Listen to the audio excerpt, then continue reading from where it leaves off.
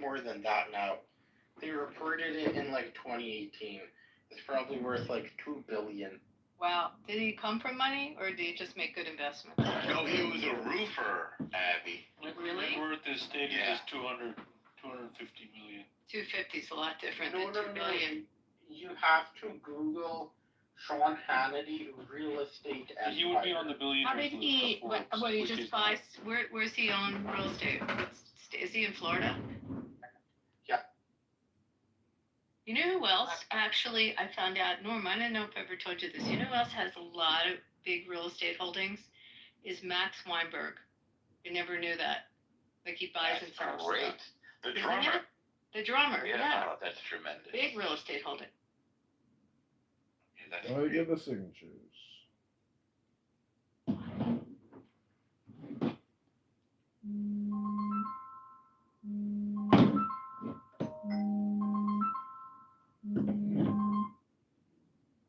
Hey, Frankie.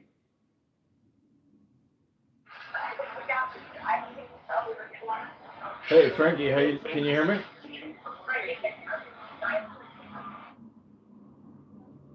Hello, Frankie. Hey, how are you doing? I'm good. I'm at home, just unpacking and cleaning up a little bit. What are you doing?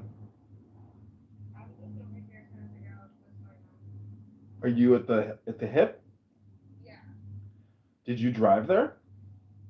No, I was driven over here by a bumblebee who then stranded me after it found out about the career Wow. Well, It was really sad actually. well, welcome to the birds and the bees. I mean, it's gonna happen. What? I said it's the birds and the bees. Welcome. I mean, I'm pretty sick of it at this point. I've been here. I've already joined that club. I'm done. I'm just saying, I spent the first half of my day assuming that I was going to the gym with somebody who then dropped me about 6 miles from where I live. Oh, well, Yeah, pretty stressed. I'd be happy to pick you up. Just let me know where to pick you up. Then I'm only a few minutes away. I told you where I am already and that I want you to pick me up. I'm confused why we're still being on the list. All right. Well, We're gone for the 30 minutes, right? So I was doing my own thing and let my phone die. I already told you, yes, I'm at the mall. Remember? You said great, I'll pick you up my Fitbit. And then I told you where I was, and then you asked me again, you want me to pick you up? I'm so confused. Why we're beating you on the list? I thought we already settled that. all right. Well, you know what? Just have a good day, and I wish you all the best. Take care.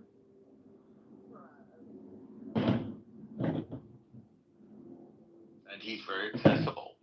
I think Brett Baer is smarter. Yeah, Brett Baer is very. But I mean, there's a big Nah, I'm firewall, good. I think, You know what? especially at Fox between Wish you all the news best. and Take care. punditry or analysis. Do you guys go into Gary's room? Do you go into the critical He thinking banned forum? me a long time ago. Oh, yeah. He did. Let me listen to MSNBC for fucking. Yeah, sorry. I'm not gonna deal with all this anger. Truth teller Gary. Sorry. Yeah, but I he's can't he's deal with Fox all this at anger. night. You know, he works on the Fox radio. Sorry, I can't At deal night. with all this anger. Wish you all the best. Did you know that? Does he have a show or? He or oversees does he produce? He Yeah. produces. I think he talks. He has a radio voice. I mean, he could, but I think he oversees a whole bunch of reporters and produces. I And really he's- like him. I love trolling him. But I do You just go want in to the troll him. rooms. I've heard you on Oh, I stage. speak a Trevor. lot. I Yeah. speak all the time. I used Actually, to set you're it great on when you speak. I used to set it on alert, so I immediately get alerted. Because if you're not the first 7 or 8 speakers, you're going to get filibustered Yes. by Marshall and Hanson, and it's just I would troll Marshall disgusting. back in the day. Well, Anson had a phone now. I would tell Marshall. That's good for the listener. I would tell Marshall Frank Williams told me you're Antichrist, and Marshall would just get pissed off, right? Because I would be so serious. I would be like, hey, dude, I've been getting into Christianity. Frank gave me some scripture. You might be Antichrist. Like, I'm unsure of what to believe in you. Abby, what And do he you... would be like, I'm not the Antichrist, dude. How many times do I have to tell you? Abby, what do you think about the RNC leadership and everything like that? I mean, it's interesting as it goes. I thought Watley did a great job. Just amazing job running it. But, I was one of the few, I didn't have the issues with Rana like everybody else did. I thought she was in an interesting role when she was there. Obviously, they didn't think she could handle the election. So we'll see. We have our big conference coming up at the end of October, and they'll all be there. So I'll have a better sense of it when we all meet. And I'll come back in a room and tell you that. But I mean, it's I like Johnson. I don't know if that's an unpopular thing to say in here, but I think he's actually been an effective speaker. Mm-hmm. I think he's a very he's a sincere guy, and very religious. What do you think everyone's view is of RFK? Do you think he's converted a lot of people? Boy, that's a wild card, isn't it? But like, I'd say maybe majority of RNC was kind of against him. I don't know if they. Do you think that there's for him? I don't think now, so. Yeah, maybe now they're for him. I mean, but I didn't listen to all the hearings. I heard a little bit of it, and I saw the Elizabeth Warren and the Sanders dialogue back and forth, but I didn't hear. I heard some of the R's took them on, and I didn't hear it. Did you listen to it? Yeah, it was really good. Yeah, held up extremely well. Is Kennedy? Yeah. RFK. Is it worth looking at? Yeah, it's worth the initial confirmation's worth watching, and this is worth watching as a follow-up. What do you think of him? He's amazing. The best thing that's happened to one of the best things that happened to healthcare or the country in my lifetime. I think he's 60% a great guy and 40% out of his mind. What part? His ideas on health are Looney Tunes. Specifically, please. What do you mean specifically? Which is the worst part so far? What do you not like the most on his health policy? I think his ideas on, just to begin with, on vaccinations are completely Looney Tunes. That's one small example. I think his idea that our medical problems are solvable by diet is Looney Tunes. I think diet is extremely important. It should be emphasized, and we should have national programs emphasizing it, and there should be tremendous public education and awareness. But I don't think it's going to solve or change our healthcare significantly. He just goes off the deep end, and I think his worldview, I thought about it, is formed by the fact that he successfully sues people over these health matters. So I guess he's convinced himself of them. Because he's been able to. You know what I think it is? What? I think it's a traumatic overcorrection from his heroin addiction, where at his heroin addiction, he was at a death stage in his life. Now he, at full force, is running away from that heroin addiction and becoming like the super empty man. That's a legitimate analysis. People do that. I'm not. It's interesting. First of all, I don't consent to being recorded. Is John still in the audience, or did someone get rid of him? I kicked him. There's one Anon, every John. I don't get sold on him being bad by the family members. As they try to show that the sisters don't like him or the cousins don't like him. It's not been convincing to me. Like, I think you have to judge him on his own without. I mean, the same thing happened to Trump, where they had that one niece that went after him. And, he had a very good relationship with his brother and sister. I'm friends with Rory Kennedy. We've worked together and we've been to each other's houses. Yeah, I mean, so That's did his that? sister. Yeah, did that sell you having Not at the all. family come out? I guess No, they are. I mean, I'm not really weirdly. I'm not into partisan politics. I'm just interested in people's positions on things. They are, a family of Democrats, and that's totally fine. They are American royalty in many ways. They're talented. I think they're mostly good. They've had a ridiculous amount of tragedy, but no, I'm just basing my opinion on his policies and his positions. I mean, I listened to his first confirmation hearing, and you're like, wow, this guy is great, this guy is great, this guy is great, and then suddenly he starts talking about vaccines, and he's out of his mind. So is he? What, has he? Wait, I have a I question. thought he didn't say. Wait, I'm confused. what do you guys think about Florida taking away the polio vaccine and every other They vaccine? didn't take it away. They're allowing the people to choose. Yeah, yeah, and That's not a way to achieve public health. Yeah, Well- it's going to be worse for measles and other things. So let me ask you, because Jonas Salk will probably be like rolling in his grave on this, but like how I didn't realize we were still actively giving the polio vaccine. I thought that I knew chickenpox stopped, but were we still? I mean, my kids are older, so I didn't know what happens with young kids now. Particularly military kids that go overseas. That's who's getting it, but I mean, I got a sugar cube when I was in school.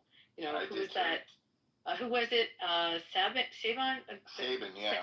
Sabin was the one Okay, that. these are the vaccines that kids get. Wait, man, like The- before school. Go ahead. What are they? Yeah, so they are measles, the influenza type B, hepatitis B, chickenpox, HPV, Mumps, rubella. mumps, HPV is and mandatory. polio. You still get So the you polio. still get the vaccine. polio. How did they administer the polio? Do they do it by inoculation or is it? Must Like- be. I don't see those like- sugar cubes anymore. So it's mandatory. So, I mean, you guys heard me. I hate talking vaccines in rooms, but the Jacobson, Massachusetts case from 1905 is still good law today. I mean, so if it's something mandated by the government and it's protecting the health, safety, and welfare of citizens, you have to get it. I mean, that's our law still. I mean, this obviously came up during COVID, but that hasn't changed.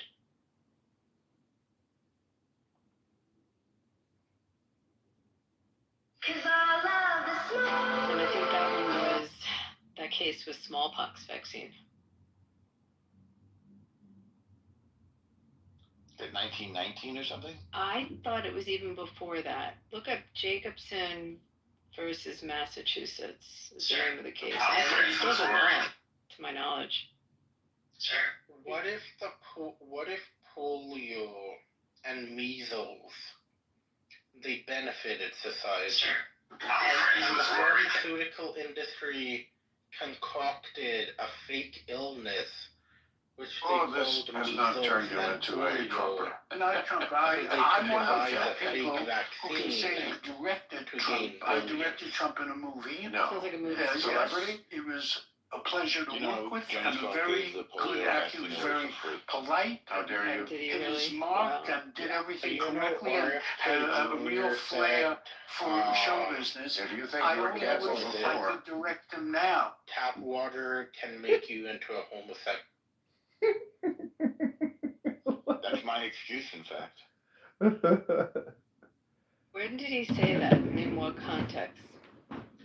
Well, the context was he was saying that tap water have made frogs gay.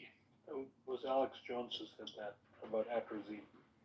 You know, same nigga, right? Same nigga at this point. No, Alex Jones is not the same person as RFK Jr. This is crazy what you said.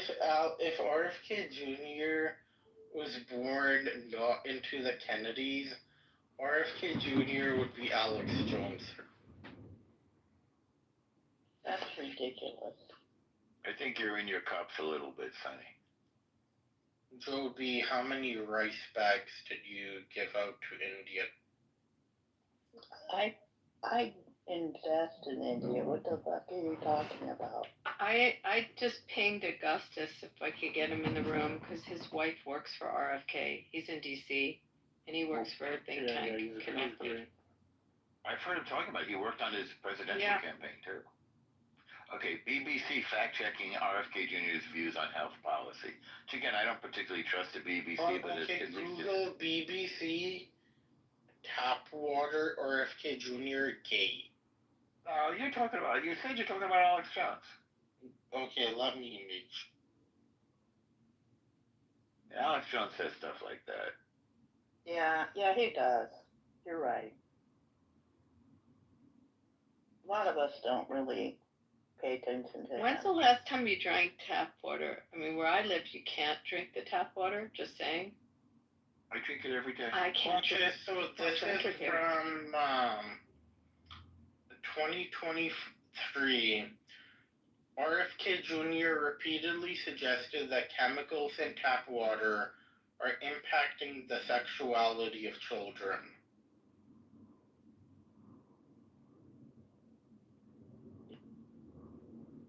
That doesn't mean that it's turning them gay, right? Well, look, Nachiketa comes from a place. He comes from a place where the tap water is sourced from a fresh reservoir. Okay, it's natural water, right? It comes from a natural reservoir. It doesn't come from a place where the 95% of Americans live with. The water is bleached with chemicals. It's filtered with chemicals, harsh chemicals, right? And it runs through rusted pipes. Sure, Nachiketa's water runs through rusted pipes, but at least it's fresh water. Right? It's natural water. It's not chemically treated. Okay, one of his most controversial things is an old and dumb and discredited claim that there's a link between vaccines and autism. It's not old and dumb. It's currently under the microscope. So Big time. the thing is, all that counts is the head of the department, and so RFK is now the head of the department, and This theory was it doesn't matter. Here's the thing, Norm. A guy named Andrew Wakefield in UK, Listen, and he was discredited. So the evidence was. The jury's not in on this, and the power that be at this time, the judge, jury, and executioner of the policy will be RFK and his team. Now they're gonna release a report next week. It's going to look at Tylenol during pregnancy. Wait.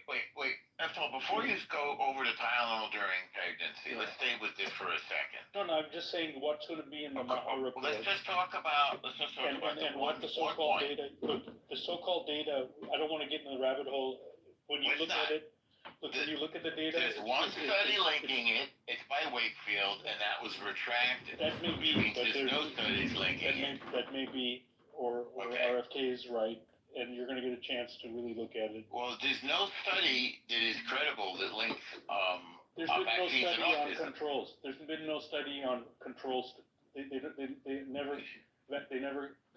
have an unvaccinated control group. So we agree that there's no study, no credible link. There are multiple studies that show a dramatic rise in autism. I mean, huge Okay, rise but in there's no autism. study. Come on, that's what you have to know. Hold on. It's a huge rise in And it's autism. unexplained at this time. Okay, So but that the has focus- nothing to do with vaccines. It's just normal. It's not your job to argue it or my job to defend it. No, it's my job to evaluate evidence. as No, a it's parent not. It's and a not. journalist. You're not on the Maha. You're not on the Vaccine Maha injuries Commission. exist. You're That's not the on the thing. commission.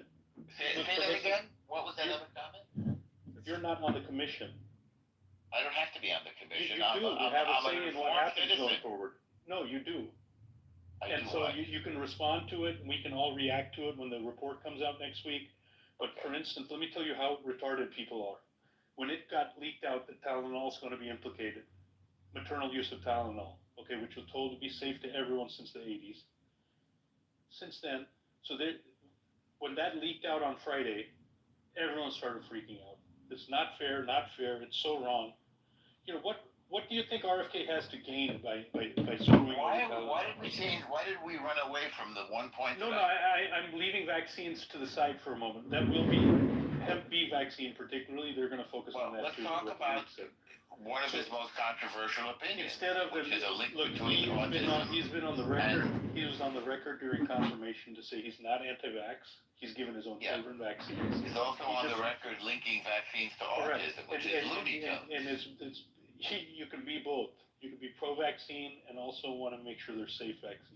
Right, but in this case, he's stating Looney Tune opinions. Okay, but you may say Looney Tunes, but he's in Yeah. charge. He's got the It's gavel. But Norm, it's the amount of autism and the percentage that we have now is so alarming. And Sure. it is a health emergency in our country. So I don't disagree. something's causing it, and Great. the thought to study it is incredibly important. I mean, it's the burden that it has on the healthcare system, on the education system, is like extraordinary. I mean, Joe probably knows the numbers on how much it's risen, but they have to study it. They've got to figure out. Oh, I'm in favor of study. There's something that's happening within our universe that's causing it to rise like this. Or we may just be noticing it more and diagnosing it more now That that could we be part of understand it, it but more. 1 in 10,000 to 1 in 33 is the difference, and so that Yeah. it can't simply be overdiagnosed. You know, we had different It's- words for things, Norm. When you were a kid, when I was a kid, you called things, you called someone who had ADD, we didn't know about ADD then, so we just said they were emotionally disturbed. I was talking to a friend of mine, I said, what did we call these people back then? And she said, odd. We Or just called them retarded odd. or something. Yeah, we just didn't have No, words for it. I think it's pretty clear that the symptomology on all those things has increased. Yeah. And this is not a matter of like different words for things. And now we have to start to try to understand why. So they've been, I ultimately think go ahead. it's due to feminism, not due to any kind of. Well, that actually is possible. What the fuck? Metabolic disease is related to Ideology. a greater incidence of associating with feminist, radical activist type ideas. That is possible. Not causally, but it is something. Do you think Gloria Steinem caused this? Can't remember, huh? Yes, I If do. you will. Or Betty Friedan? Let's blame How them. about COVID-19? Well, I think it goes back to who was that? Wait, lady? here's the Charlotte statement. Perkins Here's the Gilman. statement from RFK Jr. Here's the statement from I RFK remember Jr. you saying. COVID-19 is targeted to attack Caucasians and black people. The people who are most immune are Ashkenazi Jews and Chinese. What is he talking about? It's Looney Tunes. Look, he's answered to this in committee on his confirmation hearings. That was taken out of context, and he misspoke. So Okay. Well, he's out of his mind to say something like that. Look, I agree on normal. There are not things everyone he said that he shouldn't have Not said. everyone can speak perfectly. That's right. He's dancing on the knife edge all the time with this information. What do you think he was trying to say? He's struggling with anti-Semitism, which a lot of people on the right are struggling with. No, he's Okay, a big, they're ally. struggling with it. He supports Israel fully. He's a huge supporter of it. His father died because of it. Come on. Because of what? Anti-Semitism, Bobby Kennedy. Father your died hand was a because of Palestinian. his Yeah. support. I mean, it's but like not how even did a we get to question. that from COVID? No, I mean, but he made a stupid statement. Norm, I agree with you. I don't think he's anti-Semitic, like not even close. I don't feel that with him. No, I don't think so either. His wife is Larry David's wife. Yeah, right, Cheryl. Yeah. True. What's his name? Cheryl Hines, right? Yeah. They showed up at my friend's house once because his other sister, whose name I think is Kit Kennedy, her nickname is Kit Kennedy, lived in his building in Chinatown, the hip part of Chinatown in New York. Not very expensive though, still a dump, still like a tenement. And so Larry David and Cheryl Hines and RFK came over the house. And she invited him up. That was pretty fun. You have another connection to Larry David, I'll tell you later. Can't wait. I can't wait to hear that one. The guy I sent you to see, the comedian. Oh, I like him. I'd like to go see him again. Yeah, he dates Larry's daughter. Oh, that's pretty good. That was a fun night. So going back to RFK Yeah. and how people receive him. So I think I don't know if he's embraced within his own. I mean, first of all, Republicans, I guess, look at him as a Democrat that came in. Have anyone have they uncovered his positions on other issues? Is he, liberal or Democrat with respect to He wants to other loosen the powers? nearby grip on power and rip them out of the party forever. He's Which come out. he described clearly and concisely during the walkout with Trump. It has advanced the topic of nootropics. So he said when he was at Harvard, he used to be a C- student until he started taking heroin, and he became like a B+ A student. It's an antidepressant. But what about his domestic? Well, I mean, I didn't really follow his campaign, so I didn't see his position on domestic policies other than health. Does he lean left? So he's a centrist, libertarian. School choice. adjacent. Or school choice? Yeah. Yep. Immigration? Where is he at? Yeah, strict enforcement.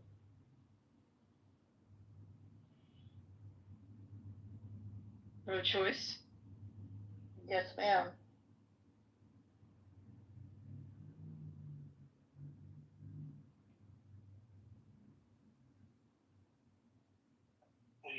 What do you guys think about Thomas Massey on this Epstein show? I haven't followed him on the Epstein stuff, but I do not like him as a congressman at all. And I have a lot of issues with positions he takes. He's a joke. And Out of here. he'll What do vote you think against about things. Rand Paul, Abby? Better than Thomas Massey. I think he has a little more ethics and he's brighter than Thomas Did you see his Massey. statement on cartels? Mm-mm. I mean, I don't follow them directly other than I look at They're their saying votes. to send the troops after the cartels. You heard about that, right? Yeah. So Rand Paul is speaking out against it, standing on libertarianism. He's pretty true to that and always has been. I have a question for S500. S500, how many rice bags do you think Joe B delivered today?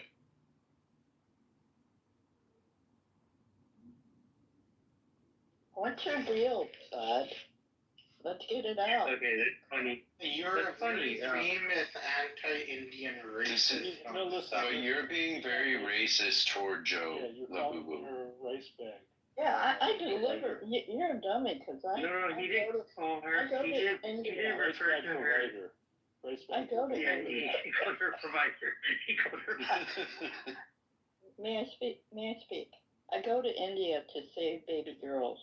3,000 are killed. That's It's trouble. just It sounds like yeah, trouble. Is there Don't bring it up. ever any This is a religious- troublemaker. But hold on. Joby, is there ever any religious conversion that occurred? all the time. You would be amazed. Okay, we need to take note of this, gentlemen. I'm taking notes.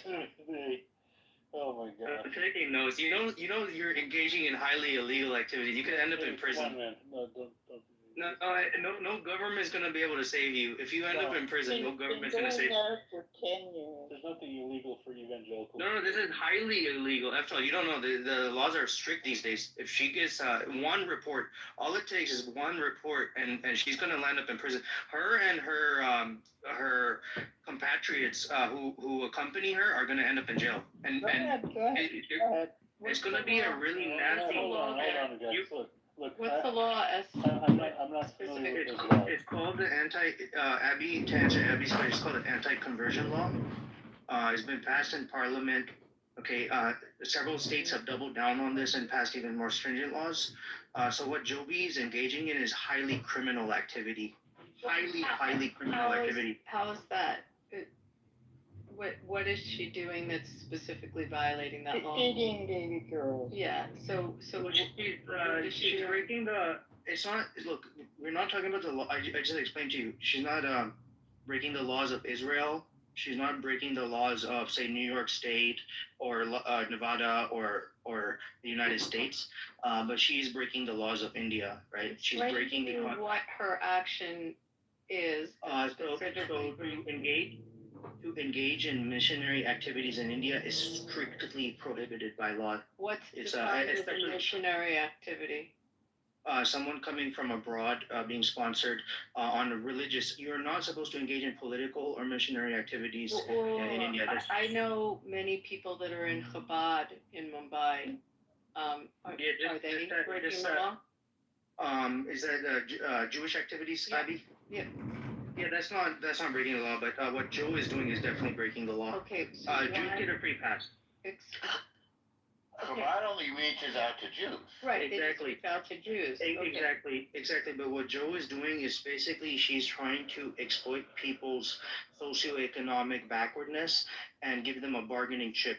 Use their poverty as a bargaining chip. Y'all are right? And she's saying, okay. Yeah, send over your details.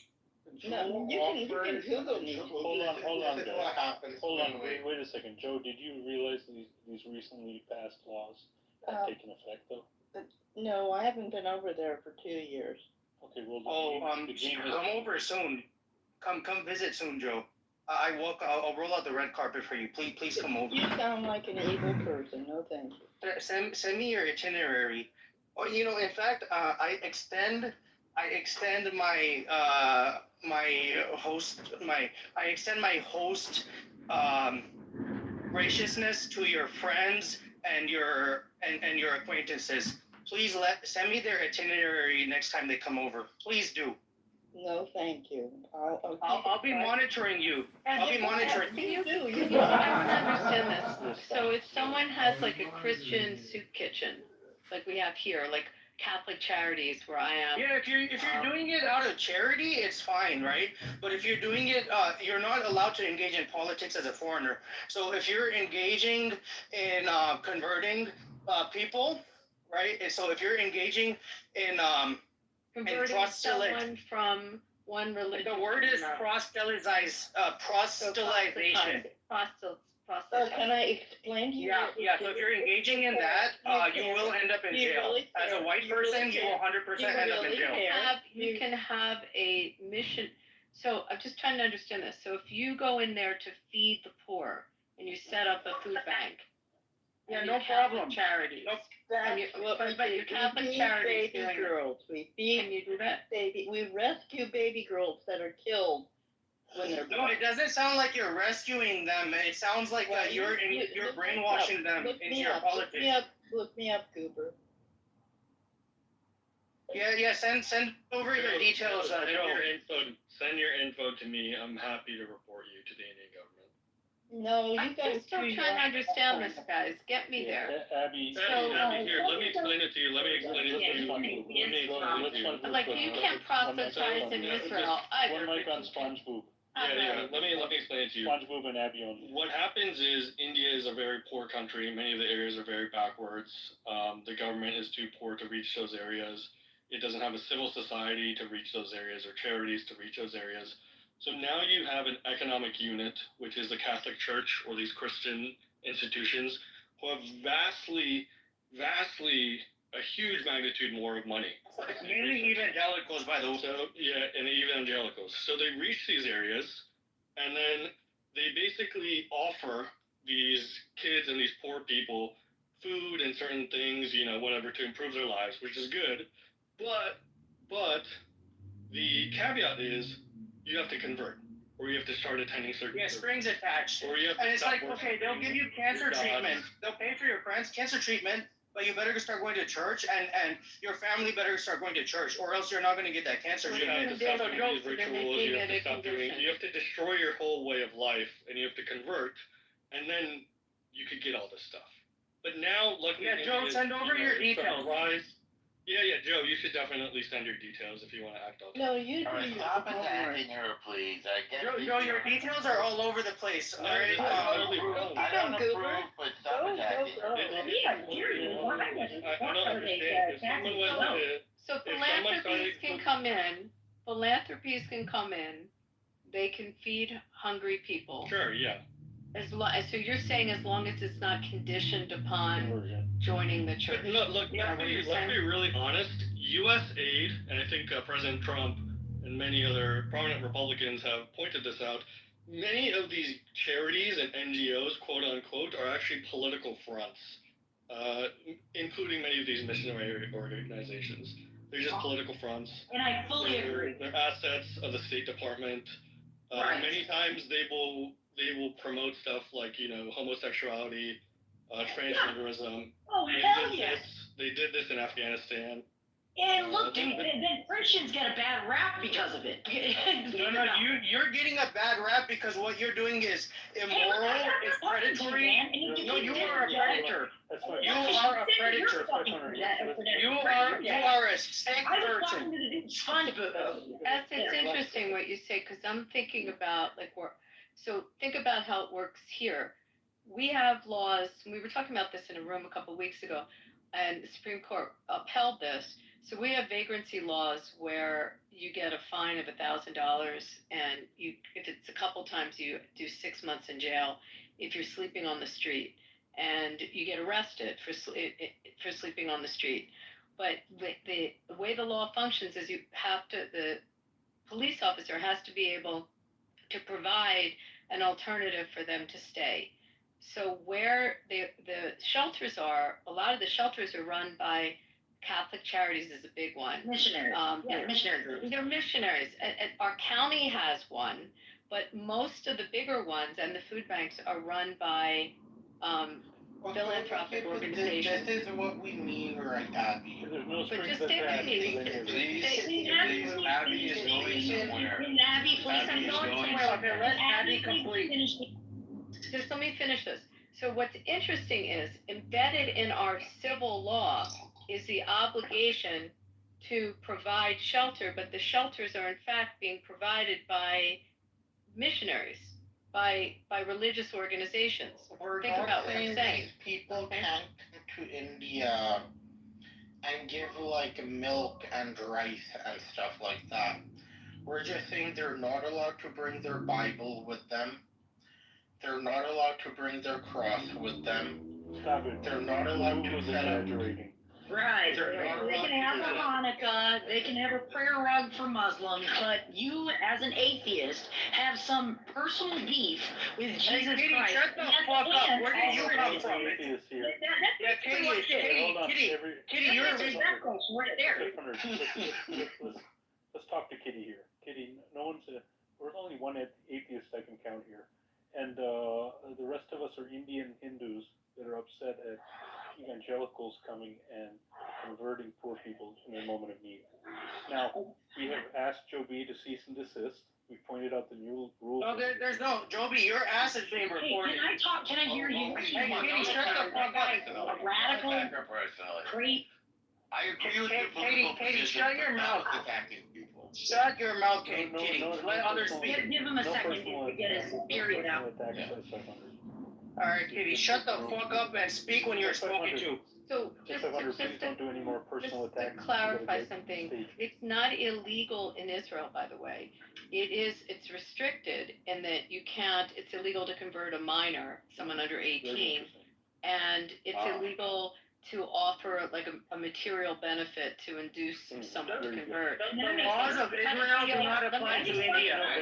But it's similar. They cut it I started by saying the laws of Israel do not apply to India. I know, I was just illustrating. She's illustrating. I'm just illustrating that they cut a deal with the Mormon Church No a while ago because the Mormons, and I live in a city very Mormon, the Mormons are very into proselytizing, and they voluntarily entered into an agreement with the government there to refrain from it.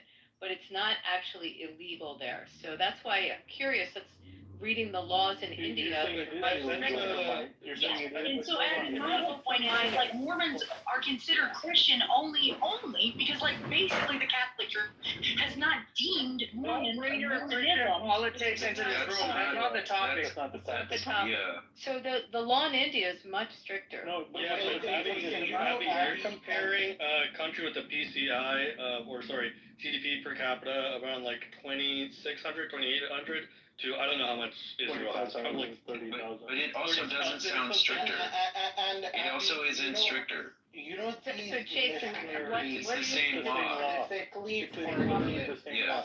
No kids. caste in India, and the caste they target in India are Dalits. Dalits are Okay, but this is more detail than is needed. But this is more detail than is needed. Yeah, the only detail we need is, Joe, send over your details. And, send us the details of your organization and we'll take care of it. Abby, it's the same exact law. Do your own They homework. deny visas. Abby, So- you said it was for children? Usually children and the number right two, to if deny. the cat pay to praise it. No, we're gonna get the details regardless. India has a lot of these missionary organizations, I don't know, possibly Joe's, they're involved in human trafficking, especially child trafficking. So I Yeah, think this you is church another or big- child trafficking people, that's absolutely correct. We don't do that shit. That's what Look, child traffickers would we say. don't. I think though there is like a higher level thing here where Abby, you're like it sounds stricter, but it's not. India does not have a law saying a person cannot freely convert of their own choice. It's saying no proselytizing, no constructive proselytizing in exchange for goods. And that's not an unreasonable They law. can deny visas. I mean, they deny visas in Israel if they have that option. If they I feel dare like- you to book a flight ticket, Joe. I dare you to book a flight. Well, but Abby, and why would you say then that anything is stricter than what's in Israel? I mean, it's just the same. or similar I guess rule. it has a lot to do with how it's enforced. But it's definitely not against the law there. Okay, wait, So- Joe. Well, but no one is saying it's against the law in India to convert Why do people. you hate India so much? Why do you hate India? I No, love India. Why do you want to Stop putting so much focus on this white woman. No, Abby is fine. Joe is the hater. Abby is fine. Abby is not white. Abby is Jewish. Yeah, Abby doesn't hate Hindus. I Abby mean actually the likes. actual I white love- woman. Yeah, I'm talking I loved to Joe India right when I now. went Yeah, there. why are you talking to Joe? Why- She's Except just a I got white a little deli belly when I was there, but I really did have a good time. Sorry. So, Joe, why do you hate Indian people and our indigenous way of life? Yeah, why don't you help them Can I without answer? converting? Or are you guys gonna be a bunch of idiots? Joe, why don't you help them without the conversion piece? Joe, I'm trying to answer because go ahead. we It's love. on you. One mic on you. Because One when mic I on you. went there once, we saw what they did to baby girls, and they didn't respect them. I love the baby girls there. I almost adopted one. So shut the fuck Why up. did your church traffic baby girls My then? church didn't do it, Goober. I did on my Okay, but own. why are you No, converting but them? Joe, we have some two really big data points. In the past, you were completely correct that there was, sometimes selective abortion towards baby girls. They would do gender-based abortion. 30 million, 30 million a Wait, year. Joe. But places they ebb and flow. Luckily, India has gotten a lot better with regards to that, and that's really good to see. However, the child trafficking that Christian missionary institutions do has been a rampant thing in India. That's why they have these new recent laws to stop people like you going and your institutions going and conducting this type of child trafficking and swindling these people who are poor, who are destitute, who just recently they're receiving human dignity and stuff for the first time, and they're starting to economically go forward in life. So yeah, I think these are two big trend lines. One of the evils of India has luckily been going on the down slope, but this type of child trafficking, that happens in missionary institutions and activities, it's still something very rife in India. So I also want to I'm not defending myself. After the Arabs, Christians are the next biggest human traffickers. After the Arabs, I've been doing this for 10 years. I go there for a week. I come home. I don't bring anyone with me. I don't bring anyone back. Okay, do you? That's okay, but you're still institutions you going work to with jail. do You're still have going to jail. custody. It doesn't matter what you bring anyone with you. You've broken the law and you're going to jail. I'm so scared. I can't stand it. Joe, are you doing conversions? Yes or no? No, absolutely not. But earlier you said there's tons of conversions when I asked you. No, I did not hear that. No, You spoke did, only you about did the it, it's law. on record. said- You understand it's on record now. I do want to say that It's on record. I know what I'm doing. You know what else is going to be on record? Jail is Let harsh a in white India. man I'm speak. just warning Let a you. white man speak. I'm pretty sure I heard Joe say that. Yeah, Yeah, she's. that there were a lot of conversions. I said going. When she found out about the new rules, she suddenly says she doesn't. Yeah, now you're pissing your panties. Now you're pissing your panties. Come on. I wish you wouldn't treat a woman this way, please. And I I don't. wish you wouldn't do this. Joe I really wish you wouldn't do this. Don't treat a woman this way, please. Look, she's pissing her panties. Nobody's mistreating her. Relax. We're just letting her know that she's broken the law. I agree with your political position 100%, but I don't think we should attack an individual woman. No, this is apolitical. This is illegal. This is a moral position, Look, right? it was a You break learning the law of a land, you gotta. She said she's never done it. This is a transnational criminal network operating within America to break Indian law. This was a very dynamic, very interesting conversation. Yeah, I love Got a lot the of look, things. people. Joe, you realize a report is going to Hey, be that's filed.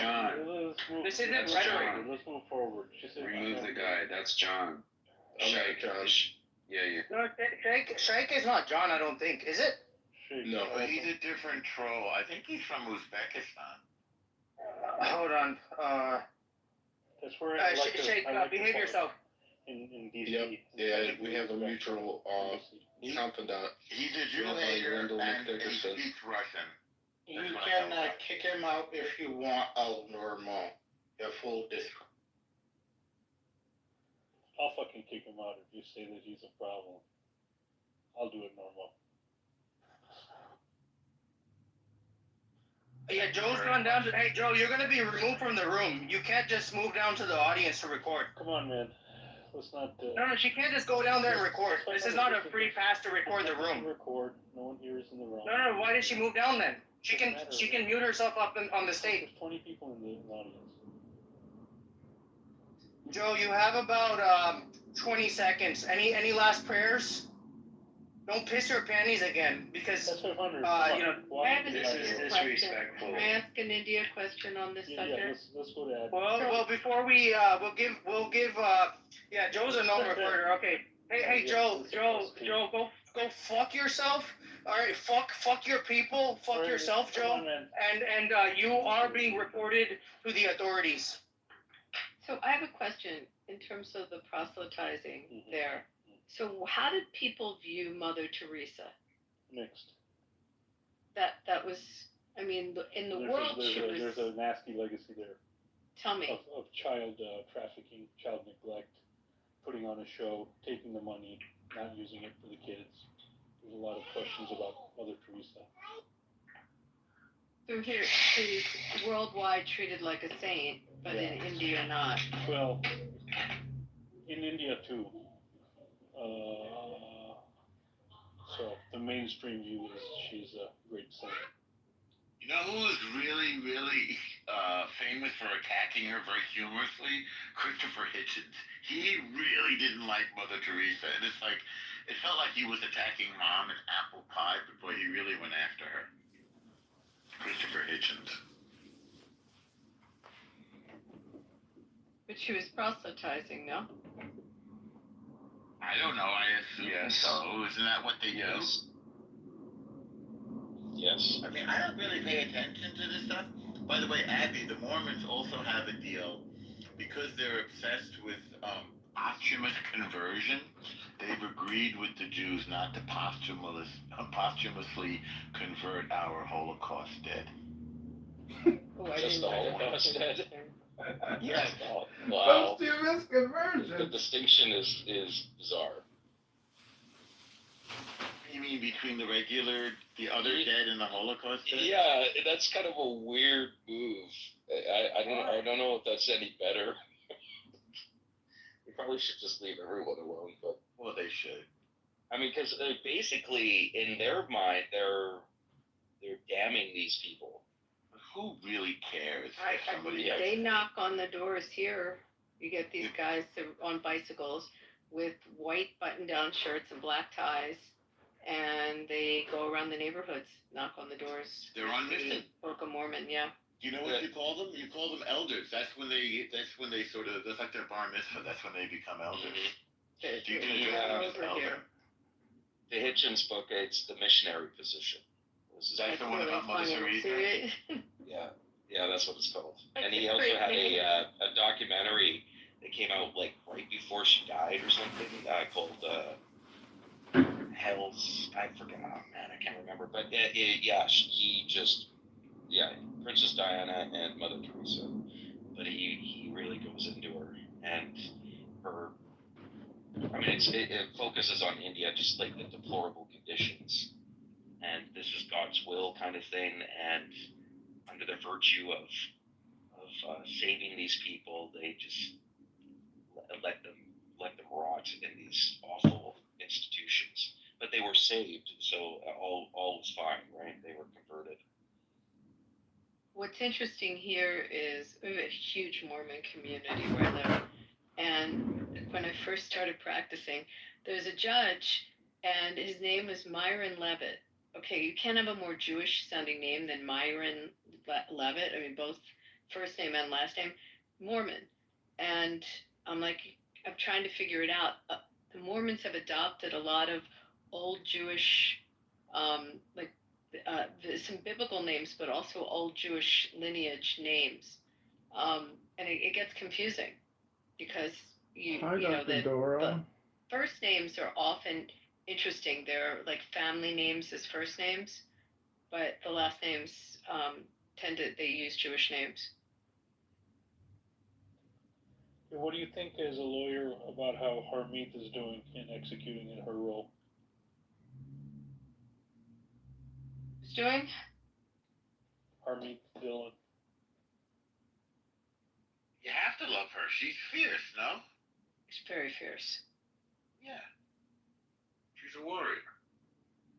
I mean, I like Pam Bondi. I'm sure I'm going to get flack for that from people. Why? I don't think so. I have to say, I view Harmeet Dillon's Twitter from time to time. It's so sad. No husband, no children. It'll be her like with a smiley face, cooking pasta tonight, watering the garden tonight.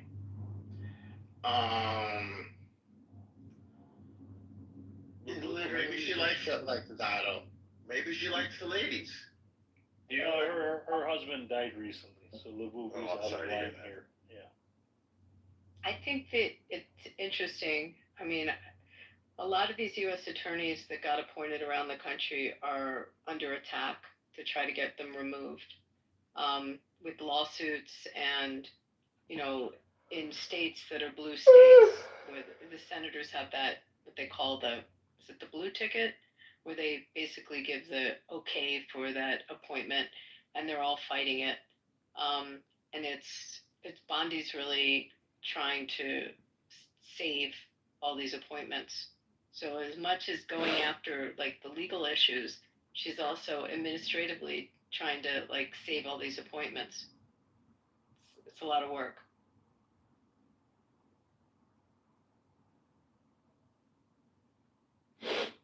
Yeah, it's difficult times, strange political bedfellows these days. Well, I know that, Haba is the U.S. attorney in Jersey that they went after. A gal I know here, they're going after, trying to get her out. And these were all appointments, Trump appointments. But they can't get them through the Senate. How do you get them out? Do you impeach him or something? I have a question. They filed lawsuits. I mean, the girl here got a lawsuit filed, because they're in that temporary period, then they're in the second temporary period. So. Hey, I just want to Wait, appreciate Abby, people in the audience. wait, I have a question. Hold up, nigga. The people who sent in those organizations' information, thank you. Any follow-up would be appreciated. We will get the reports filed. Yeah, breaking the law of the land is not cool. You know, the age of colonialism is over, and these people are going to jail. I agree with you. Joe did not say she converted anybody. He did say it. He said it to begin with, and He said, are there conversions going on? She did. No. She said she converted many. But also, El Normo. I asked her before she knew about the rule. And she said it's all the time. Joe is screwed.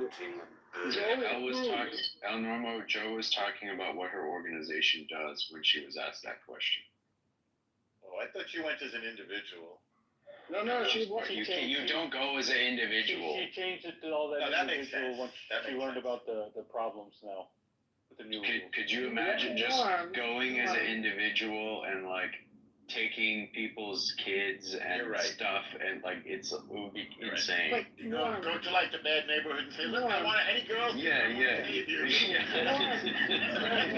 If we're being honest, It was more likely these children were orphans. They had severe medical conditions. Their parents gave up on them. And then these organizations came and adopted. So it's interesting when I'm looking at this law. Do you remember, Norm and Jason, you might remember, there was this really bad dude that was on the app about, I'm going to say 2 years ago, and he said he was a rabbi, but it was like very bogus. From New York. Alex from No, not Alex.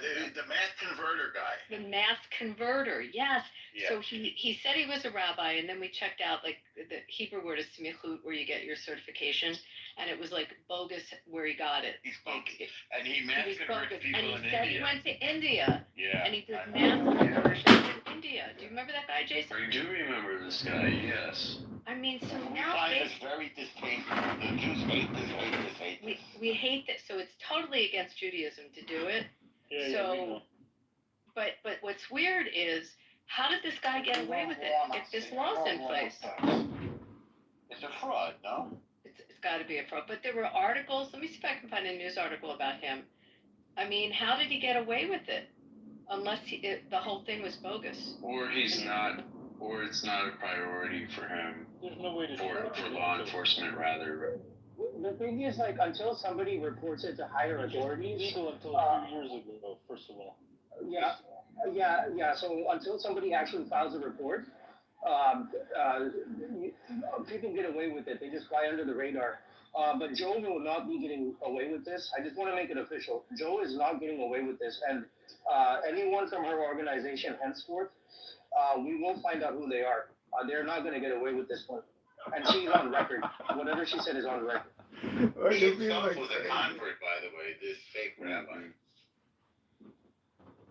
So yeah, I would just say, Abby, Norm, let your Abrahamic brothers know in Islamic Christianity that they can't do this. Joby's probably lying about the whole story to begin with, which is the funny part of this whole drama. We're gonna get to the bottom of it. People will be getting punished. Her visa, whether her visa gets canceled or not, if she's She worked for the 3-letter agencies at a high level, and also. Yeah, the 3-letter agencies are not going to be saving her, nor is her church. Her church is not going to be bailing her out of this one. That's funny, man. You're crazy. But yeah, this shows the problem with conversion. I think that this has been an amazing demonstration to open my eyes a little bit about the new laws that are taking place in India. Yo, what tech does America bring to India? It brings Facebook, Google, Gmail, a little bit of Instagram here. Instagram, yeah. iPhone. And what does the Chinese tech bring to India? Cheap electric cars. incredible infrastructure, gigantic manufacturing plants, collaborations. Well, the Japanese, to be fair, the Japanese have brought more in those Chinese departments. Chinese and Japanese. It's mainly, like, auto is mainly the Japanese, right? The Japanese help us. That's because the Indians banned the Chinese. Yeah, correct. India's done a lot of partnerships with Japan. Japan wants to bring industry to America has given a lot to India. It gave us Instagram. Missionaries. It gave us a Joby. But when you say China has given so much. Not yet, but there's a potential for big things. There's a big potential growing right now. Do you think India would trust China? Because I don't think anybody trusts China. It's not that black and white normal. It's not that black and white. I think there's a bloc developing. You have the new RIC, Russia, India, China. Nepal just met with, the leader of Nepal just met with Putin yesterday, right? And he said, look, we haven't had a Russian leader visit in ages. And Putin said, that might happen this December. Putin said he might visit Nepal this December. Isn't Nepal setting up for like World War III? It's not setting up for just the access of good China, Russia, India versus the access of evil America, the West. It's not that simple. Israel. I'm sorry. It's the old world. It's the old world versus the new world. I think we're gonna see a bifurcation. Between the old world and the new world. You might want to add Canada to that list because Trump's actions, I think, like the 50% tariffs on India, is driving places like India and Canada towards China because we got to deal with someone. We got to make trades and deals with someone. And look, China. You have this major land block, all the way from India, Nepal, China, Russia. The Japanese said they're sick and tired. The Koreans like to wag their tail like a dog, right? The Koreans like to wag their tail. The Philippines, what can they do besides wag their tail? The Philippines is a colony, right? So these two countries, they're just going to be caught in the middle. But you have Russia, India, China, you have Nepal. Eventually, Pakistan wants to be part of the China-Russia bloc. That's what their dream, right? I think you were trying to get and right now, Pakistan is turning into America's bitch again. But let's see how this whole situation plays out. If the Gulf, if the Arab countries move towards Russia and China and India, okay, so you have the entire Asia. What is Thailand going to do? Thailand is going to continue to be a carnival land for white people to go fuck their little children and marry their women? What is Thailand going to do all isolated by itself? You're going to see the ASEAN move towards China. What's Japan's relationship with India like right now? Oh, excellent. Japan has historically always invested.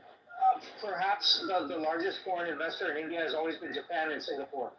And Japan and India have decades and decades of good relations without any friction whatsoever. So Japan is squarely in the India bloc. Historically, culturally, and in the modern day context, Japan is firmly in the India bloc. The Indian Prime Minister visited Japan last week, and Japan said, okay, we're not going to send our trade minister to the U.S. anymore. We're done negotiating with the U.S. That trade deal that Japan supposedly signed with the U.S. is in the garbage can. There's no trade deal between Japan and the U.S. anymore. Japan said they're going to invest in India, and that trade deal with Japan and the U.S. is in the garbage can. And it's just the Koreans are winding their tail. The U.S. fashioned Japan after nuclear bombing it into the second biggest economy in the world. And today it remains the third biggest economy in the world. The idea that Japan is going to stop trading with the U.S. to me is... No, you're missing the socio-cultural context, El Normo. But what's going to happen, right? So I'm not going to get hung up on the Japan point. Japan is a smaller player in the larger scheme. But if you have an Asian bloc where the Arabs Okay, you already have Iran currently in the Asian bloc, and you have the Arabs in the Gulf countries moving to the Asian bloc. What is Europe gonna do? Europe is also part of the old world. Is Europe gonna, ditch the old world and play ball with the new world? Or is If they want to form BRICS, if they want to form another default world currency, if they want to try to defend the global commons, if they want to participate in the world financial system, which was created by England and then sustained by United States and its allies, go right ahead. If they can come up with an alternative system, I say go for it. Let's see how you can do. No problem with that. U.S. is an economic giant, the biggest in history. Yeah, it's a fiat giant. America is a fiat giant of marketing. What giant? A fiat giant of marketing and branding. It's a fiat. It's also a GDP giant. Yeah, a GDP of fiat. Yes, it is, and a giant of servicing GDP debt. It's a giant of servicing GDP debt. More than 1/4 of your service debt, but we also produce more than anybody by a factor of 10 trillion. 30% of your taxpayer dollars go into servicing the debt every year. Absolutely true. Absolutely true. And we're still the biggest economy in history by $10 trillion. But you don't. Okay, if you want to use that as a measure of economy, you're understanding. So debt is sure. Debt is a measure of economy, but not debt. How long? GDP. Okay, debt is a measure of boosting GDP, but how long is it sustainable for? I'm saying how long is it sustainable? It's not sustainable. I'm saying GDP is a measure of an economy, not debt. No, but debt boosts GDP at the end of the day. Okay, you increase debt, you increase borrowing, and you spend it on federal stimulus, you spend it on infrastructure, you spend it on subsidizing industries, right? You're boosting your GDP through debt. But how long is it sustainable? I would say that we boost our GDP through productivity. Yeah, but you leverage debt to boost productivity. We do leverage debt. We do spend too much. There isn't any question about it. Look, at the end of the day, I think what you meant to say was revolutions in the mode of production create new relations that create more productivity. Well, the two leaders in that are U.S. and China, and AI, and presumably India is right up there as a close third, or will be. And probably Japan. You gotta get Israel to join China, Russia, and India. Well, Israel has quietly always had decent relations with these countries, by the way. Although we're afraid of Russia because they're very anti-Semitic. I mean, look, China has already gone in. They've bought up big fashion houses in France. They have bought up more than a third of Italy's banking system. 1/3 of Italy's financial system is owned by China. China has already bought up major industries in Europe. Okay, so you're going to say that Europe is suddenly going to go against this new Asian bloc which is forming, right? 10 to 10. They're not going to go against them. Europe is struggling right now. I mean, Europe's linked to the United. Look, Europe depends 100% for its defense on the United States. 100 is an exaggeration. 90%? No, not even 90. I mean, look, you're grossly exaggerating your figures. You're grossly just. You're aggrandizing. You're saying that Europe is entirely dependent or 90% dependent on the U.S. for defense. Yeah, that's who's defending it? Okay, so is America building the Rafale? Is America building the Scorpio submarines? Is America building the German tanks? Is America building the Eurofighter jets? Is America building the Gripen? Like, Europe. I'm asking what's being built, and I'm telling you what the defense system is in place now. Including, by the way, we have 100,000 troops in Europe, and we have we have battalions of tanks in Europe. What's that? Look, if you haven't noticed, okay, so there's changes happening. Europe is building a 600 billion fund for indigenizing their defense industries, right? Do that. Not just their And industry. they are. To build an industry is one thing, but they're far from being able to defend themselves. They've been demilitarized. These 100,000 troops you're talking about, there's not gonna be 100,000 troops in 2035.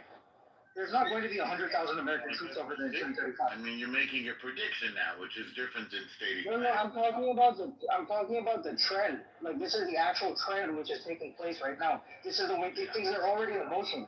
Yeah. Right. How many troops have been withdrawn? Why would you predict against the trend? Explain to me what trend you're referring to when you're talking about a drawdown of troops in Europe. So, America. I mean, NATO defends Europe. Do you think that's not going to be true? It's more complicated than that. Okay. Okay. So you agree that NATO defends Europe? No, I don't agree that NATO defends Europe. Well, what do you think? At the end of the day, what NATO does is NATO instigates wars. Okay, and they against who? Okay, so you've seen what happens in the Ukraine, right? Wait a second. Who did NATO instigate a war against? Say again, Sonny? Yugoslavia, right? NATO instigated Yugoslavia? No, NATO instigated conflict in the Yugoslavia. NATO instigated conflict in the Ukraine. The Yugoslavia fell because of the Serbs. The Yugoslavia fell because of the Serbs. Bombed Serbia for 92 days straight. Was this under Clinton? Yeah. Yeah, but this was after years and years of a war in Yugoslavia. That bombing stopped the war. That was the U.S. bombing, by the way, under Clinton, as I recall, and I give him credit for that because Bush was too afraid to do it. Who has the most powerful army? Who has the most powerful army in Europe? What country? The Russians. Well, I don't know if you count Russia as Europe, but I think it might be Poland. I'm not counting Russia as Europe. I'm counting Russia as. I think it might be Poland. Is that Abby asking? Yeah, I'm asking. I think it might be Poland, but I'm not sure. Right now. They don't have big armies, by the way. The most military. It's probably France. Because the French have built their own industrial complex. They don't rely on the EU. They don't collaborate. They build their own French indigenous technology. It's probably. Yeah, but they're not viewed as a strong army. They usually retreat. I mean, just historically. You don't think Germany? Germany is now starting to build up, but we've held them back all this time. Right, we've held them back. So we're there in Germany, but the German manufacturing now in weapons has increased substantially. I just looked it up. Italy and France within the European Union, not counting Russia, Italy and France have the largest standing armies. Wow. Ukraine second largest, Poland third largest. And the UK is not considered part of the EU anymore, right? Right. They don't have a large army anymore. Who? The UK. The UK doesn't have a large army anymore. Really? No shit, Sherlock. Is that Ewan? It's got to be Ewan. I knew it. Yeah, isn't that weird? It's going to take many decades. Europe has only recently made the decision that they're going to indigenize. And so he left my room, blocked me, and did it. Why do you think me and him? You're gonna start to realize. I know he comes into Scotty's room all the time, right? But it's just a matter of time before you guys are gonna start hating his guts because he doesn't freaking add value to the conversation. All he does. Cursing, the guy just come in, he'll curse, and that's it. But anyways, wow, we got a whole bunch of aliens on here. What's up with the ocean? Anybody else want to come up? Come on up. You got hit. Before you ended your room, we had a whole bunch of bots. That was crazy. I was like, where are these people come from?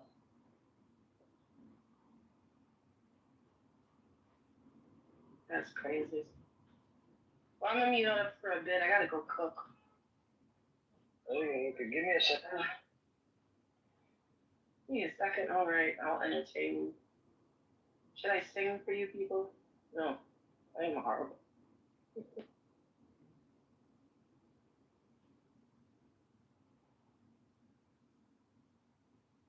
Okay, what's the title? Is Israel destroying its own future in Gaza?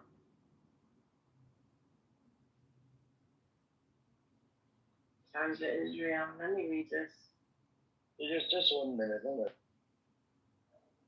Yeah, I'm just gonna read the link you gave us.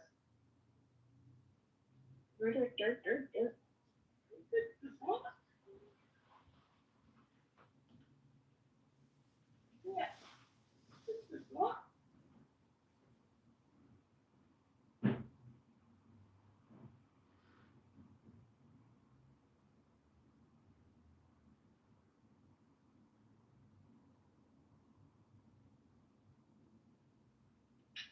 Anyways,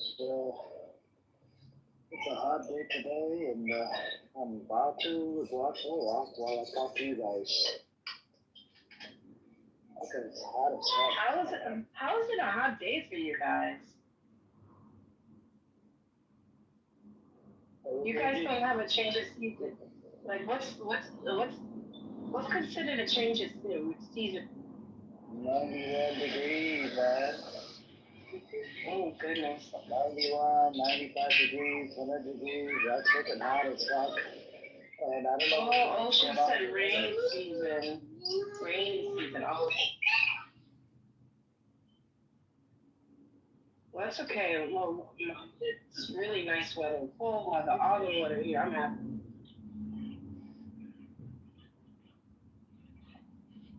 It's actually been raining around, but we needed it.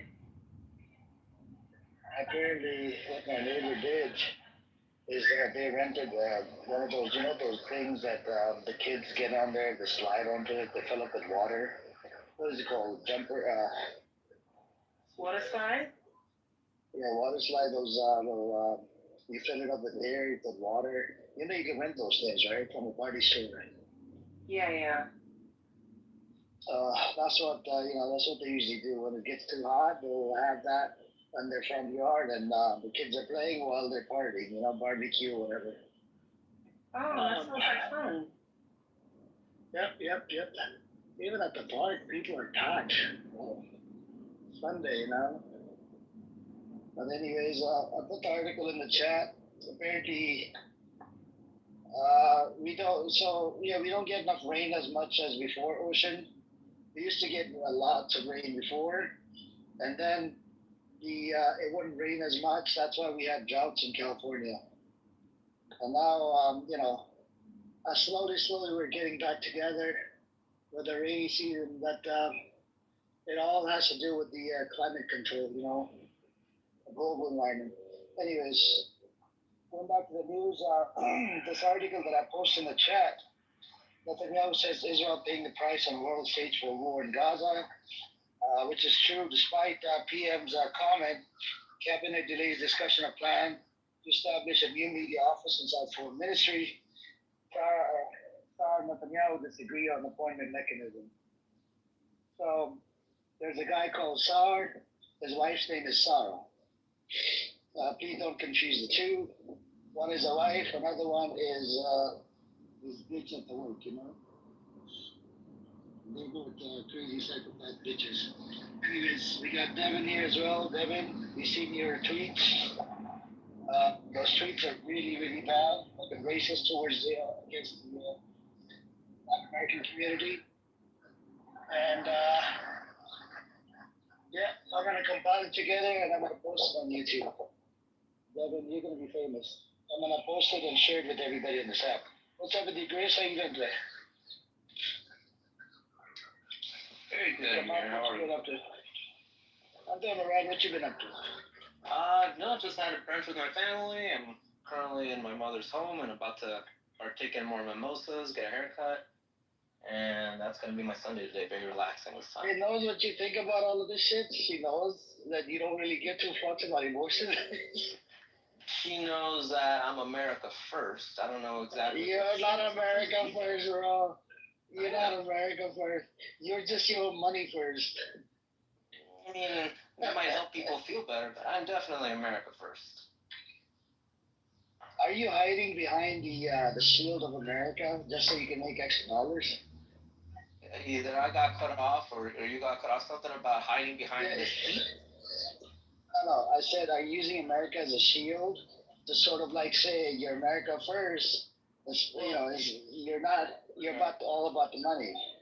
Well, no, that would imply I have skin in the game. Israel and Palestine, but no, I'm definitely in my career.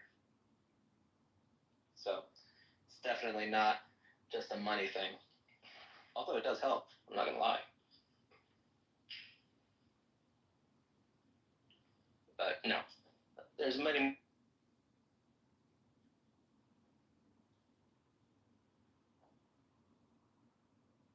Might have got cut off. Bad reception here. Yeah, you got cut off, man. You don't have proper 5G. Place where you stay, it's a lot of Says 5G. There's a lot of those things, those things flying in the air. Yeah, that's probably what it is.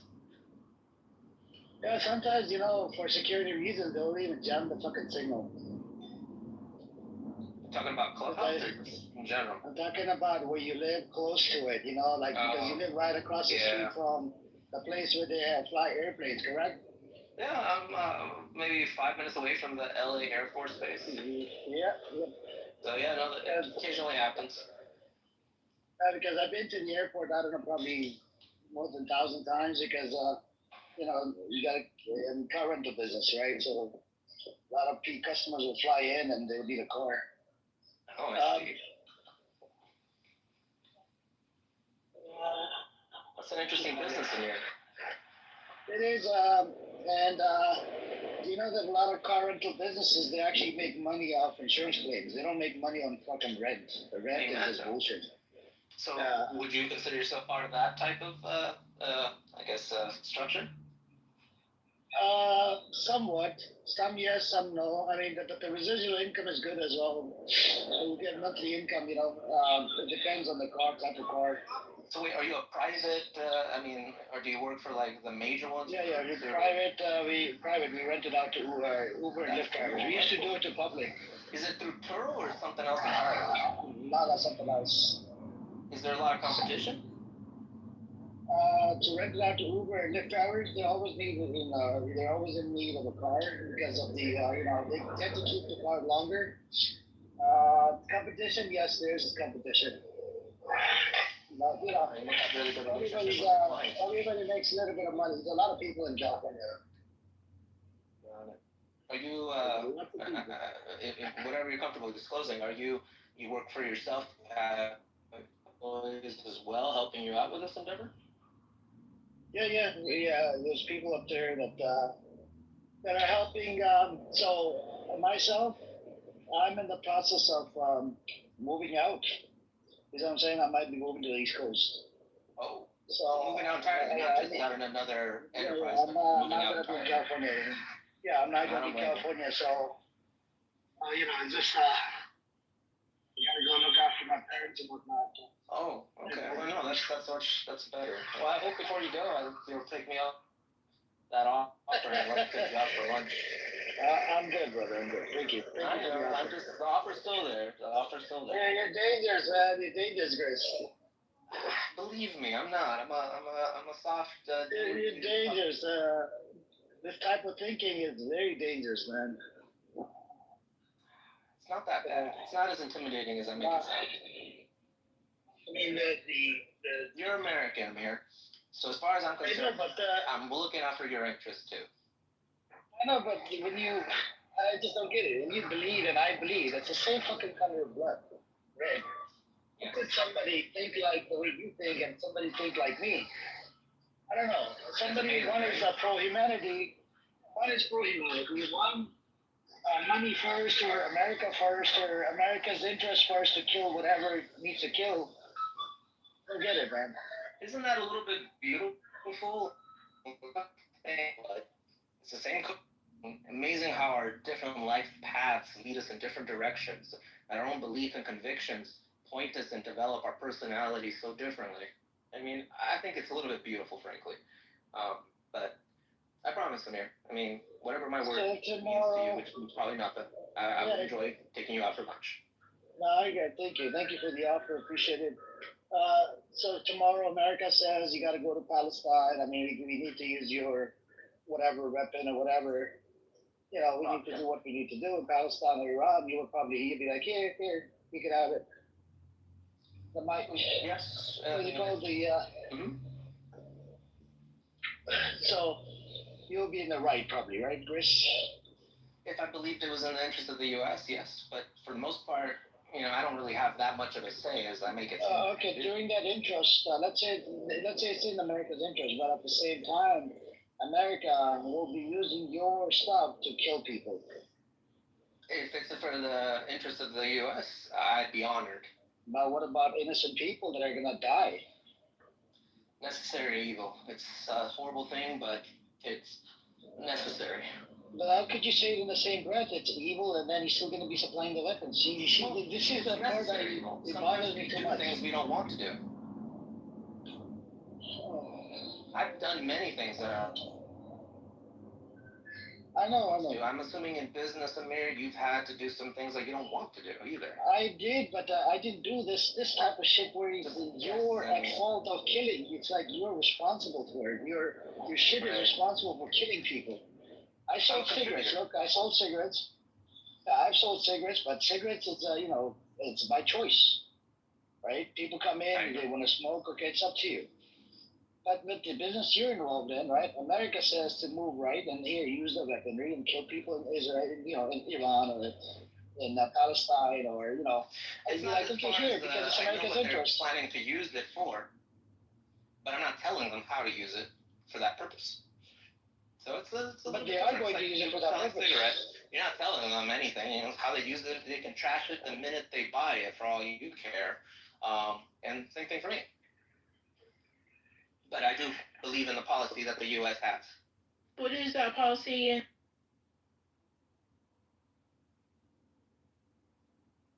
No, it's just Sister Santos. Chris has no emotion, man. You know what I'm saying? So, I have the capacity to love Amir. Believe me, I do. So if he wants to, let's say if America tomorrow says we're going to war, we're going to kill the innocent people, whatever, right? He knows he's going to use it. America's going to use his, stuff to kill people.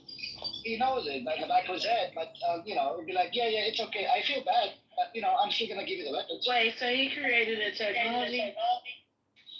Whatever he has, But what did you create, Grace? Like, I feel bad for the innocents that die as collateral or necessary. Grace, just say you don't give a fuck, because I hear you. I read through bullshit real quick. You don't give a fuck. Very good. Well, hey, cheers. All right, gotta go. Nice talking to both of y'all. I'll be back in maybe a few hours. No problem. Yep. Anyways, Mr. Chico's here. Anybody, what's up, Omar and Ordinary? Everybody, Assalamu alaikum. Welcome, Josh and Beatrix and whatnot. I got a couple updates. Sure, go. So there's a statement from Hamas about the negotiations. And then there's the flotilla news. Which one do you guys want to hear about first? Yeah, whatever. The ceasefire thing, sure, go on. Okay. Breaking. This is 30 minutes ago. Hamas in a press statement. Through intermediaries, we have received some proposals from the U.S. side aimed at reaching a ceasefire. On this occasion, Hamas welcomes any initiative. The movement confirms that it is ready to immediately sit down at the negotiating table to discuss the release of all captives in exchange for a clear declaration ending the war, full withdrawal from Gaza, and the formation of a committee to govern the Gaza Strip, with independent Palestinians assuming their duties immediately. They also mentioned that part of this deal is that Israel has to publicly act this agreement to, prevent any previous experiences of agreements being rejected or overturned. Most recently, the proposal presented by intermediaries to Hamas based on a U.S. suggestion. Yeah, but hey, what's up, shit?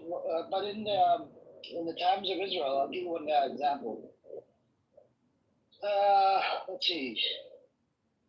Trump said Trump issues last warning to Hamas to accept Gaza deal. Group says it's ready to talk. U.S. President asserts Israel has agreed to offer. What the fuck is the offer? Is Israel offering the shit? This is Hamas's offer, right? Yeah. Israel ain't offering shit. No, I don't think Israel, because Israel's stated goals were to defeat Hamas. Hamas' stated goals are an end to the war and a full withdrawal for a permanent ceasefire. They never said anything about giving up weapons or Hamas leaving or giving up to being arrested or anything like that. But Hamas does, if you read between the lines, they are saying they agree to a formation of a committee to govern the Gaza Strip, meaning they don't care about governing it anymore.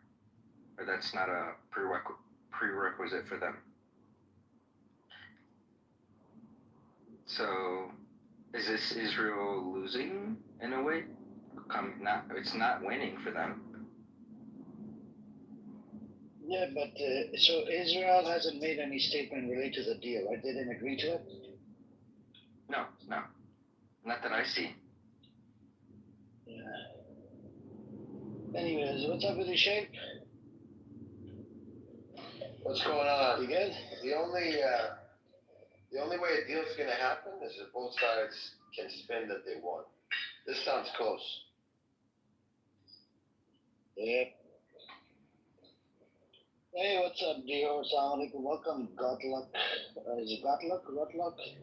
You guys wanna come up and Anan? That's probably John Kitover. I think we're gonna have a break again just because of Bluetooth.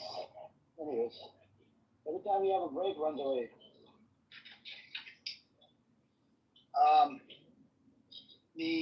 What I was saying was, ceasefire and us would be, they would offer any kind of deal, but at the end of the day, it needs to be accepted by Israel. Otherwise, this ain't gonna go anywhere. But the Israeli deal, the problem with Netanyahu is he needs to stay in power. The Zionist entity drives off wars. It drives off blood. That's what it's all about. He doesn't want peace because then they're gonna start fighting each other inside this place called Israel. So Trump coming out with this stupid statement, but then Netanyahu didn't agree to the deal. How the fuck is Trump making a stupid statement, man? Such a dumbass fuck.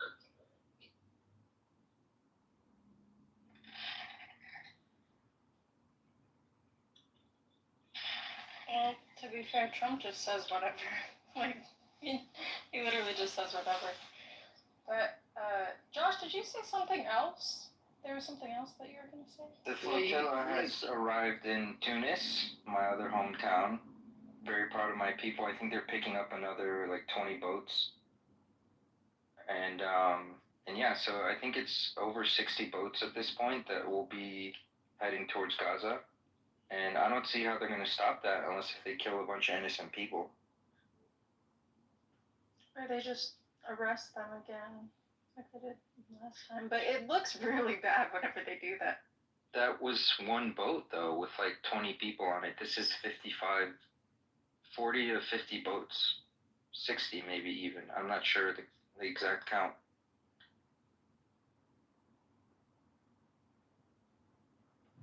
Yeah, but I think they still, even with that number, because I mean, let's say they land, they let them land or something.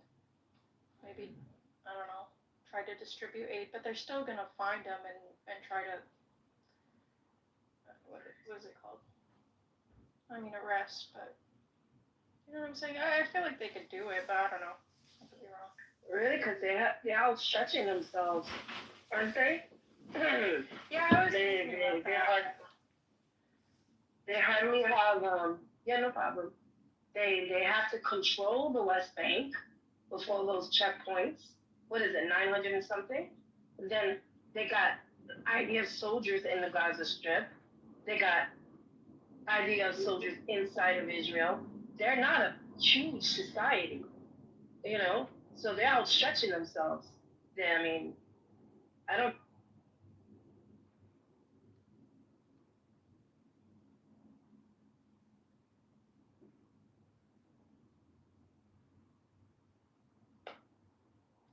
Yeah, but I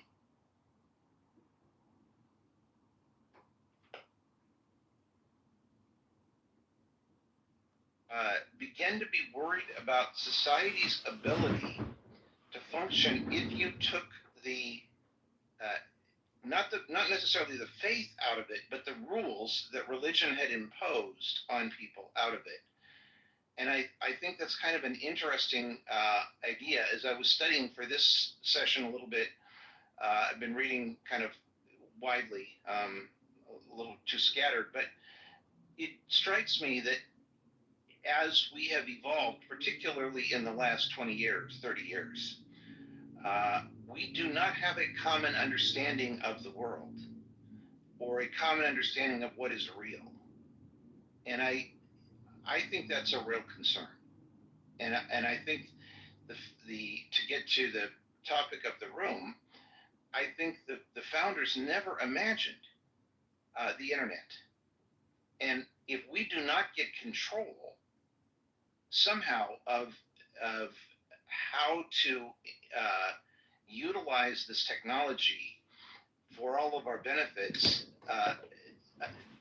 I fear that the people who want to use it for evil will win. Any thoughts on any of that?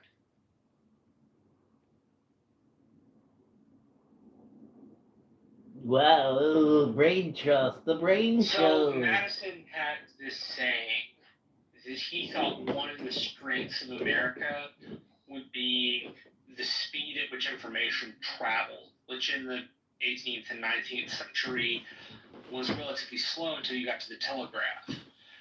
And so in Madison's mind, it was a way for people to sort through issues in a extended amount of time so that the first impression was not all that they gave. The internet, at least in my point of view, is prefaced on people's first impression of a subject. And that's what they're expected to go with. And that's what the internet motivates you to go with, I should say. And so messages go back and forth in a lightning speed in which we don't really seriously consider the ideas. We rank them up and put them in a list and then put them in a box to make sense of them, but we don't think about the concepts in the same way Madison anticipated. And his point was it allowed people to be more reasoned. So I think the internet, while very beneficial for humankind, it pushes this reflexive first idea, which is based on an impression and not based on what one knows. It's based on what they feel or what they see. Yeah. I think that's right.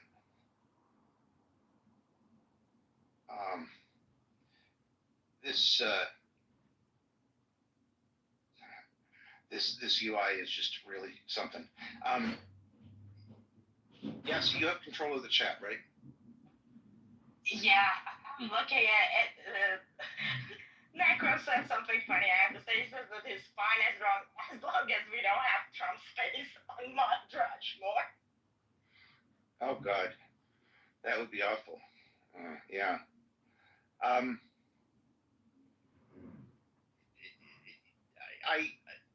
I really wonder if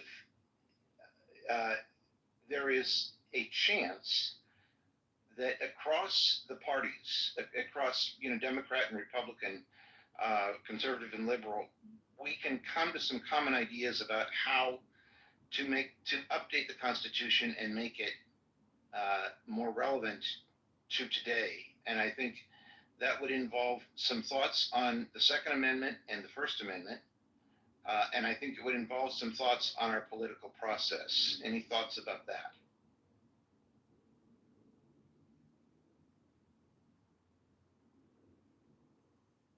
Pretty clear that the founding fathers never imagined a machine gun. And Marshall, you may know more about I was going to say, than I do. believe it or not, they actually did. There was a gun designed by a British naval gun maker named Knock, and it was a 6-barreled volley gun, which was one of the first machine guns of its time. They also anticipated being able to reach out and touch. The average gun was a musket smoothbore, probably a Brown Bess land or sea pattern, which just refers to the British model. And it could shoot roughly 50 yards with any kind of accuracy. A Kentucky long rifle, which was a flintlock just like the muskets, could touch 400, 500, 550 yards out. In fact, one of the key pieces of the Revolutionary War was how big a role the sharpshooters actually played.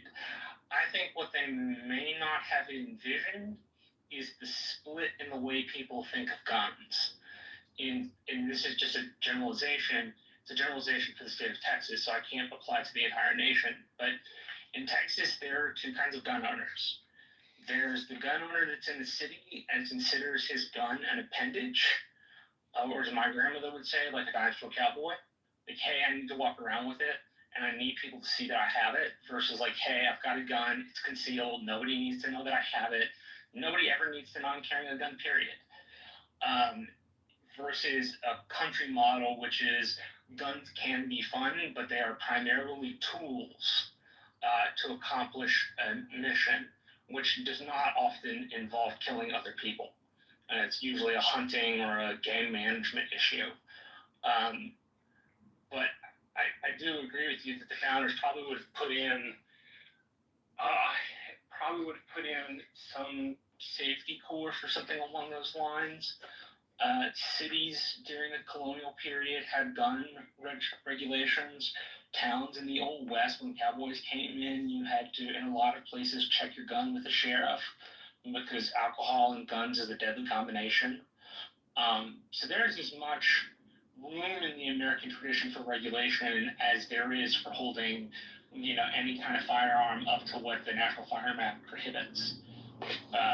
So they seem to work in tandem. One of the most interesting pieces, for example, about the Second Amendment was that it ended up getting ratified for two main purposes. One was because the cities in the northern part of the country had been occupied by British forces and they didn't have the ability to resist. In the South, at least 2/3 of the planters were impressed by a rebellion in Haiti, a slave rebellion in Haiti, in which they got guns and hung the masters by their toes. So some of the argument refers to this, hey, we need to be able to defend ourselves against our slaves. And then about 1/3 were like, no, you need guns for frontier reasons. Which, the 1/3 basically involved the people that lived on the edge of the colonies, essentially. That's all the way to say that it's not clean cut. So, for example, take a militia. A militia, if you're using it in the English context, not the German context, relies upon people bringing their own weaponry, unless the town itself actually has the money. It's derived from a British system known as a fjord from the 8th to the 10th centuries. A fjord was like the gathering of the town, like the folk, and they would bring their own weaponry. So it's not as clean cut in the regulation direction, and it's not as clean cut in the ownership direction. It's a complicated subject with a complicated history, and in many places throughout our growing as a country, there were regulations about not having guns, while in some places there were no regulations about guns.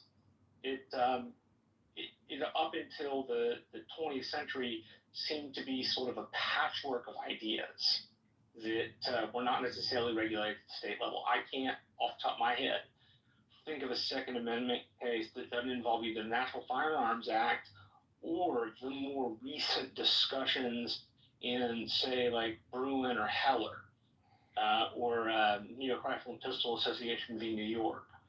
The modern interpretation of gun rights, at least as I understand it, gets its roots from D.C. v. Heller, which D.C. v. Heller cites a bunch of other cases, which I can't recall at the moment. But that's essentially like where they sat. And I think the Slade piece is important just so people know. We do a poor job in our country of telling the entire story. We do a terrible job of telling the entire story, and I think, unfortunately, it's hard to interest people in learning the entire story. As I read about this in a modern context, it's scary to me. It's absolutely. I can only read about it for so long before I have to tune out, because so many of the things that I knew in my youth are no longer really true. Whether we're talking about guns, whether we're talking about vaccines, whether we're talking about trade, all of these ideas that were in the Constitution were based on a world where travel was not so simple, so fast, so incredibly easy. And I really think we need to, when we talk about originalist versus a living document, we need to come to an agreement among the consent of the governed about updating how we're going to deal with the fast-changing environment. And, we had these sessions a couple of months ago about democracy versus republic, which were very stimulating to me, because I had always thought of it more in a national sense and hadn't really considered the local sense. But when you think about a lot of the problems we have right now, whether it's vaccine mandates or whether it's Trump bringing National Guard, it's conflating the boundaries between a local municipality and a national government. Any thoughts on that? I have one. This is Jim. Go ahead, Jim. I didn't, I actually learned about posse comitatus from a movie. And, I never really understood it well, and still to this day, obviously don't, because I don't understand how so easily they're bringing military into our cities. And then I point out in another room, and they keep saying, the blue cities, and it is, because like Orlando, Florida, somebody did some research for me and looked it up the other day while we were in a room. Orlando's higher crime rate is higher than New York's, Chicago's, LA's, whatever, but it's in Florida. And they're not going anywhere near Orlando with National Guard. But, the other thing I want to point out real quick while I'm thinking is, guns, for instance, and things like that. I take the train a lot, and I take the bus a lot. And, plane regulation is so strict. But, right now, unless you are a driver or an engineer, you can get on a train or a bus pretty much with anything you want. They occasionally, when there's something happens for a little while, they have some inspection, but basically for the last 3 or 4 years, there's been times where I've been on trains and buses where I felt anxious because and they actually tout in their advertisement, you just walk on, that there's no one checks anything. So it's kind of interesting. Anyway, that's really fascinating. I hadn't thought about that, but the difference between obviously the risk in a plane where we have all of these inspections and the risk of getting on a bus or a train. And I got in Portland about 4 months ago. I got on the subway system, and these two people almost got in a fight right in the car where I was. And they did have a security person on board, but that is such a fascinating point, and you hate to think that we're going to have to put that kind of security into all travel, but that is a really interesting point, Jim. Although go ahead. Yeah, I mean, that's interesting that you said Orlando. If anything, I would think that would actually be another opportunity because Orlando is like deep blue. It's where Ron DeSantis had his war with Disney. So, I mean, that's surprising that Trump would not take that opportunity to try and go and, try to have ICE go and do mass raids down in Orlando if he could. So, I mean, I would like to. It's interesting. What people don't realize though about Orlando and Disney, I worked for Disney for 4.5 years. Disney's kind of its own little world of 43,000 square acres. Now, Universal is in the middle of Scary Town. I mean, I'll just call it that. Even when I was a kid, International Drive, all that, you didn't go down there after dark. And I helped a friend transition into a nursing home and was there for 1.5 years. A couple of years ago, and I mean, you go into a convenience store, and there's actual tables and chairs out there with dealers and pimps and everything out there. Hey, I got what you want, or you want to make a deal. There's people with firearms, I'm told, because I'm blind, but firearms, right there, and there's lots of gold, lots of cash around, and it's just all over that probably 3 or 4 mile square area, kind of around SeaWorld. Universal, that whole area outside those parks. But Disney is another 10, 15 miles away, kind of still in the middle of nowhere. It's still up to a little bit around there toward Kissimmee, which is the next community south. But Orlando proper, you want to be careful traveling around much of Orlando proper. My partner and I went by my elementary school 10 years ago, and he said, "You went to school here?" He said, "Jim, this place is scary." And I said, "Well, it used to be the historic district." And I lived in Winter Park and was bussed in, which, doesn't mean that's historic too. But it's Orlando, though, if any place is calling out for needing some help, if you follow, like I follow WESH, their local NBC affiliate, and I hear about murders and shootings and robberies like all the time. I have to turn off notifications because there's so many. I'll shut up now. Christina, I invited you specifically because I'm a little concerned that we are getting a little too heavily male. And one of the things that's clear is that when the original Constitution was written, it didn't include women. It sure does now. And I want to know what you think. I mean, this is potentially controversial, but I think that it was a great system when it was originally designed for the purposes it was designed for, but 250 or however many years later it is, we have so much that's changed with the rapid advancement of science, of technology, including AI, all of these different things, how we've previously done things. We can't operate that way anymore. And I almost think that we need a more fluid, constantly evolving form of governing, but this is antithetical to the way that we've previously done things. Because if we continue to operate the way we've done things, it's easier and faster for those who want to upset the systems to find loopholes or find ways to, for example, you have a chessboard, there are certain rules of how each piece moves, and that's how government has been done. But you include technology, social media, AI, etc., rapid advancement of science. Now we can use the psychology, the biology of how humans operate individually and collectively, and that chessboard to include the lay of the land that's so much broader.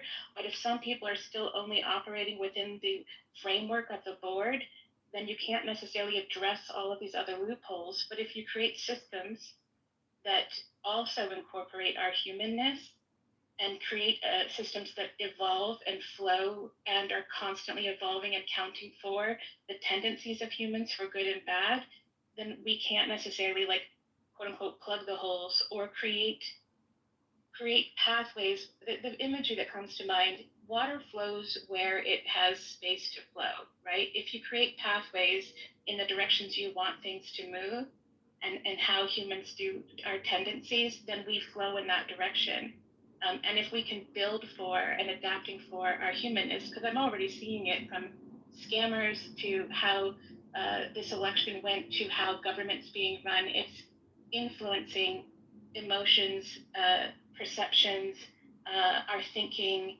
It's really tapping into our humanness and weaponizing it against us, but we haven't built an infrastructure that leans into that in a positive way. And also not just positive, but like accounting for positives and negatives. And I think a lot of other cultures throughout time, but alone other cultures on the planet currently, have done things differently. And so we've got resources we can look at, just a matter of creating new ways of doing it.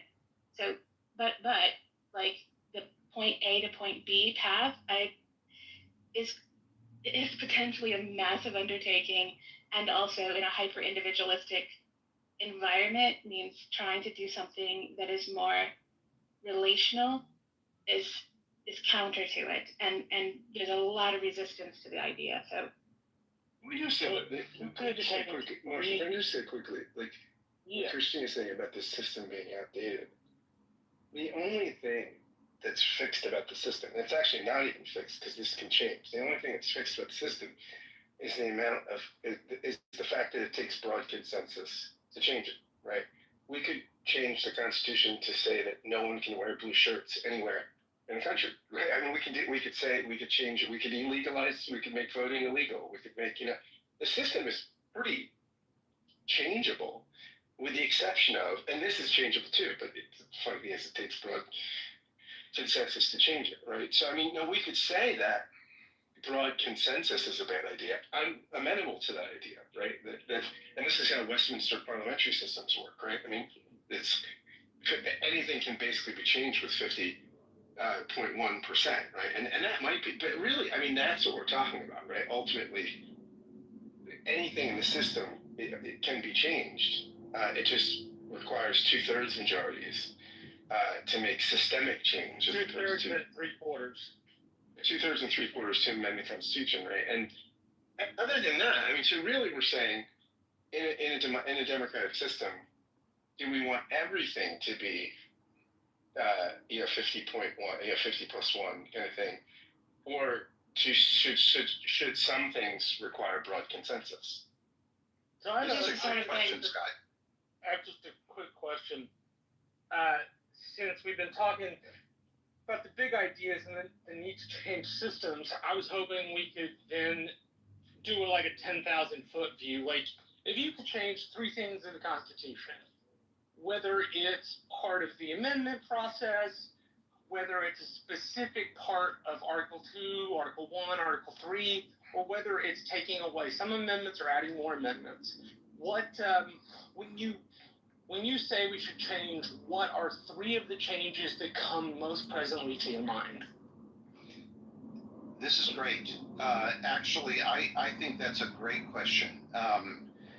Christina, before it gets away, you raised something, and Scott added to it, that I really think is worthy of discussion, which is pretexting. And I will respond to Marshall's thing as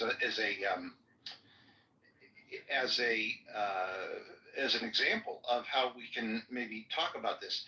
I have had twice in my life insurance licenses, and it's very clear in insurance that you are not allowed to pretext in any way. You're never allowed to pretend you're someone else. And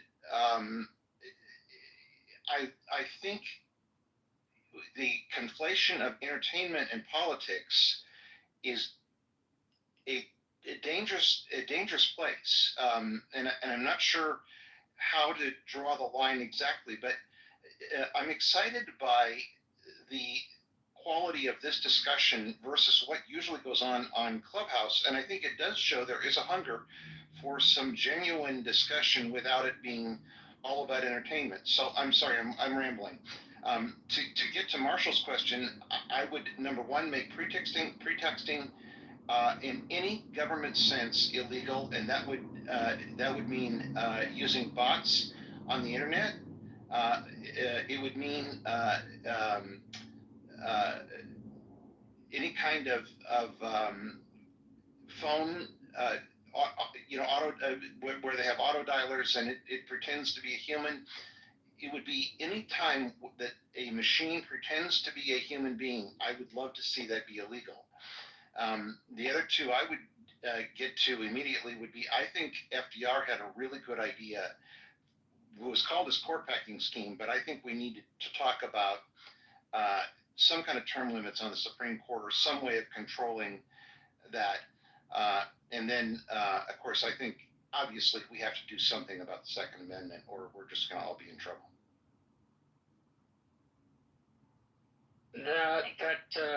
Christina, what do you think? The question was directed at the stage, but I'm very curious of your particular view. I'm still back a few comments, and so I wanted to perhaps clarify or elaborate. Yes, please, before you get to mine, please clarify. I don't.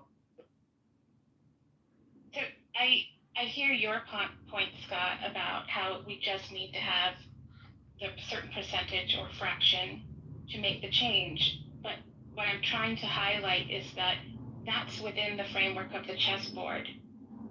But if we look at the legal ways that humans can be influenced outside of that, we know from the Social Dilemma documentary, we know from various books, from various former employees who work at Meta, for example, we know at different studies in Scotland and Australia looking at all social platforms and algorithms and how they've been pointed.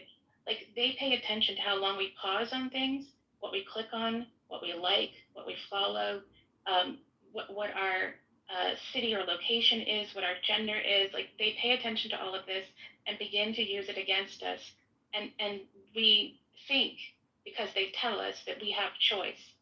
If you have a government system that is according to how it's been done in the past, but you are now influencing all of these other factors and many more that I didn't mention in human perception, you can stack the deck.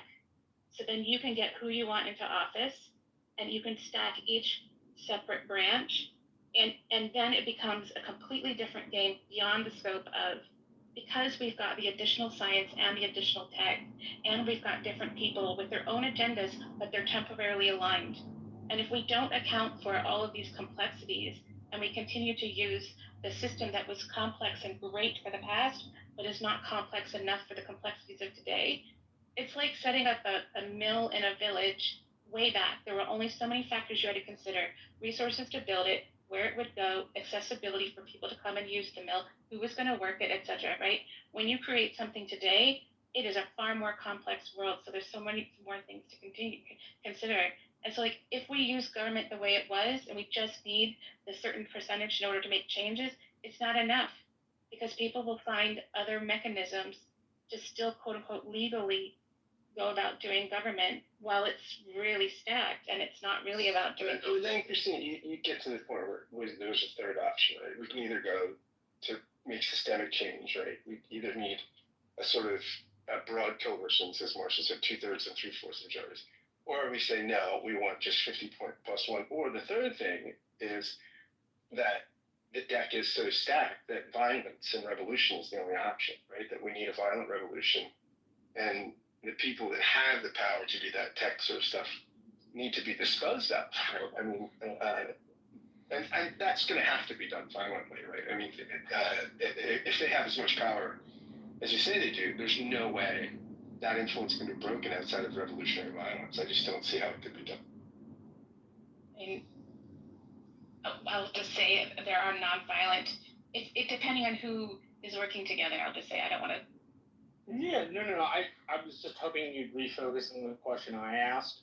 When you're talking about change to the governing system, what are 3 things that appear in your mind? 3 examples that you have when you think of that. I don't approach it that way. I approach it from the ground up, looking at human tendencies, from our biology, our neurowiring, to the stories we tell ourselves, and also recognizing the patterns of when we follow those stories and when we operate against them, and trying to create new systems that account for those.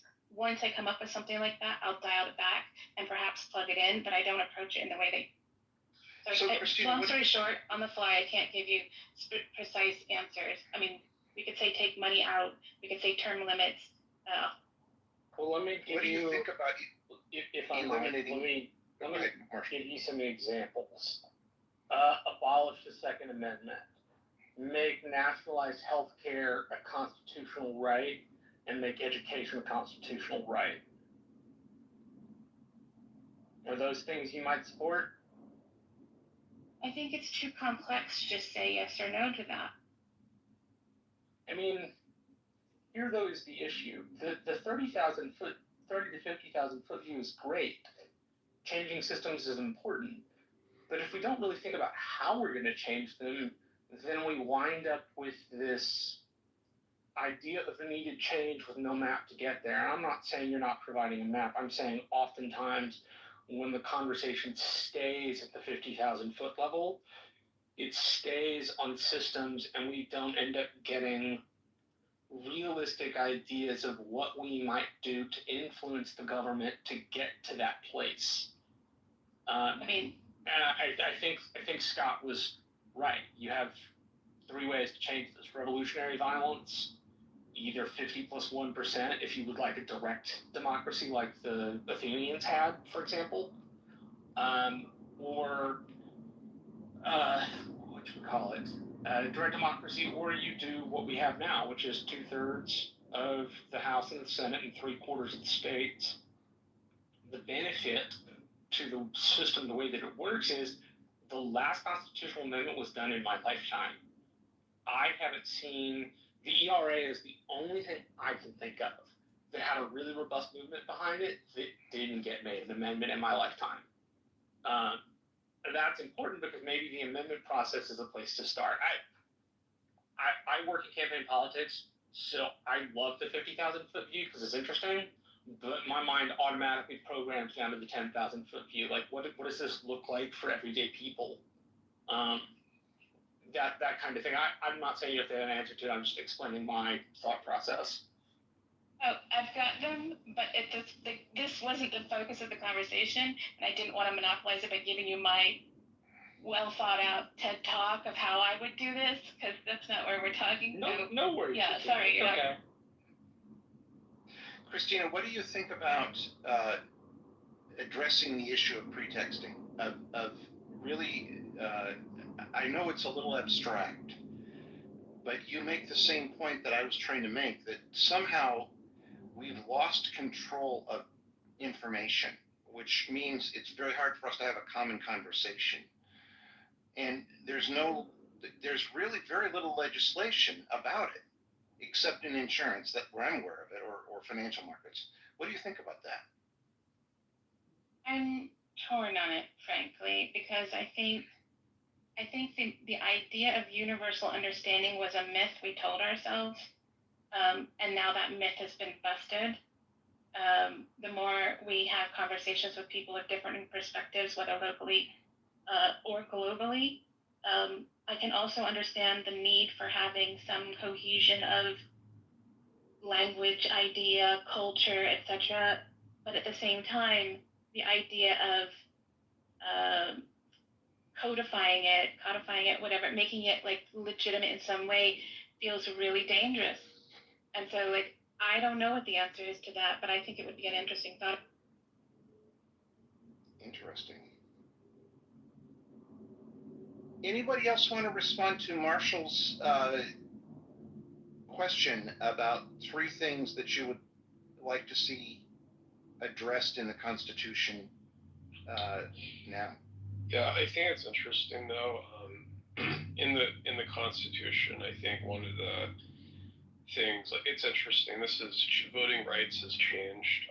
Like, it's in the early days of the country, you had like where it's just the delegates who voted, and a lot of them, the voting was restricted in many states to only people who had property, and that expanded eventually to it's one of the reasons the Democratic Party became, in its early days, became very prominent, was because of expansion of voting rights for the white man, particularly.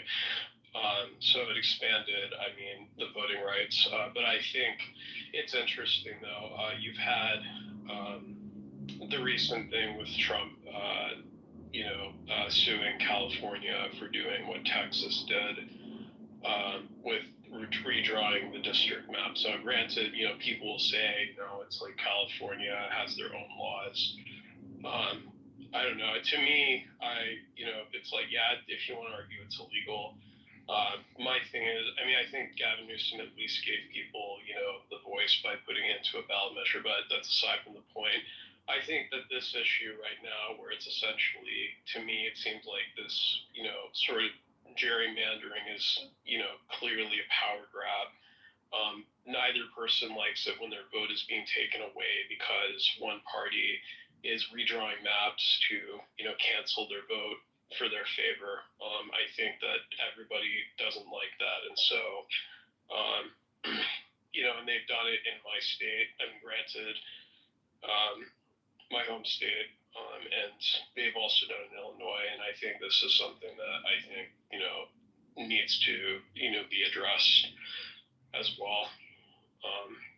That's just what I have my 2 cents on that. You know what I think is interesting is if we were like Australia, where you have to vote.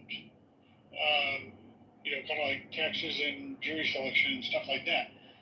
I would think it would be a lot more interesting to see how elections would go if voting was mandatory, unless you could declare, some kind of reason, same type of way you would be able to serve on a jury. We fought for the right to be able to vote. If people, not even, what did they say last time? It was 40% of the electorate actually voted, and that's something like that. I just wonder what it would look like if everybody had to vote. Scott, what do you think about that? What about if we made voting a mandatory requirement of citizenship? What do you think about that? Not less people voting. That would be better. I think I'd like to have a basic citizenship test where you had to understand the system, akin to like the test you have to take to be a citizen. Mm-hmm. That would be a great idea. Instead of just giving you right to vote, it's like that is not a right. That is not a right, Scott. Scott, you mean What's like the lady that signed her dogs up to vote? That they just there was a lady that signed her dogs up to vote. I mean, what I'm saying is everybody or should the take. people that register to vote at the DMV that aren't citizens. No, what I'm saying is you should have my argument is you should have to pass to vote. You should have to pass the same tests that immigrants have to pass. Like my friend took it a couple years ago. He was showing me the questions. Like the basic civics test you have to pass to become a naturalized citizen. You should have to pass that to vote. I got a better one for you, Scott. That sounds fascist and wacky, but I'm for it. No, did you see the test? I have to send this to you. That they gave students in, I think it was 5th grade in the 20s, and no, but I want to see that. Unbelievable! If you can try to get 50% of it, and I doubt you will. It's incredibly difficult, and it was the average test for it's either a 5th grader or a 7th grader in the mid-20s. It's amazing what we used to know. So Abby, you are in favor, if I hear you right, I'm putting words in your mouth intentionally, of some kind of testing for people to have the right to vote. Is that fair? No, I'm in favor of people teaching civics again in school. I'm in favor, and this app, if it's taught me anything in the 4 years I've been on it, is how incredibly ignorant American citizens are of civics. And they used to teach it when I went to school in early grades, and it's incredible just the basis of how our government is established, our branches of government, who's responsible for what. I would make every American go to visit Independence Hall and see where it was born and why it was born. I mean, just in the chat now, people saying do not have equal representation from the smaller states. And people don't, I think, even understand how we formed as a union and why we had to give equal representation to all the original states. We would never have been a nation. Thank you, Marshall. But you would know that if you took freaking civics. But it's extraordinary to me. It's specifically the Virginia and New Jersey plans, right? the Virginia plan was prefaced on popular vote and proportionality to population. The New Jersey plan was premised on a place where the small states were equal to the large states like Pennsylvania and New York. And Georgia coming in. I mean, Yes, ma'am. So there's so much to it. But Alan, to answer your original question, the first thing I put in the chat is I would get rid of the pardon, the presidential pardon. It makes no sense in today's environment. It didn't make sense once we formed branches of government and we created checks and balances. It made sense in feudal England, where there wasn't ability to have a check and balance, and the monarch or the fiefdom, the lord had to get involved and have that right to pardon. But it makes no sense to me, and I think it's divisive. So that would be the first thing. I am thrilled to hear that. You and I agree. Absolutely agree on that. I completely agree.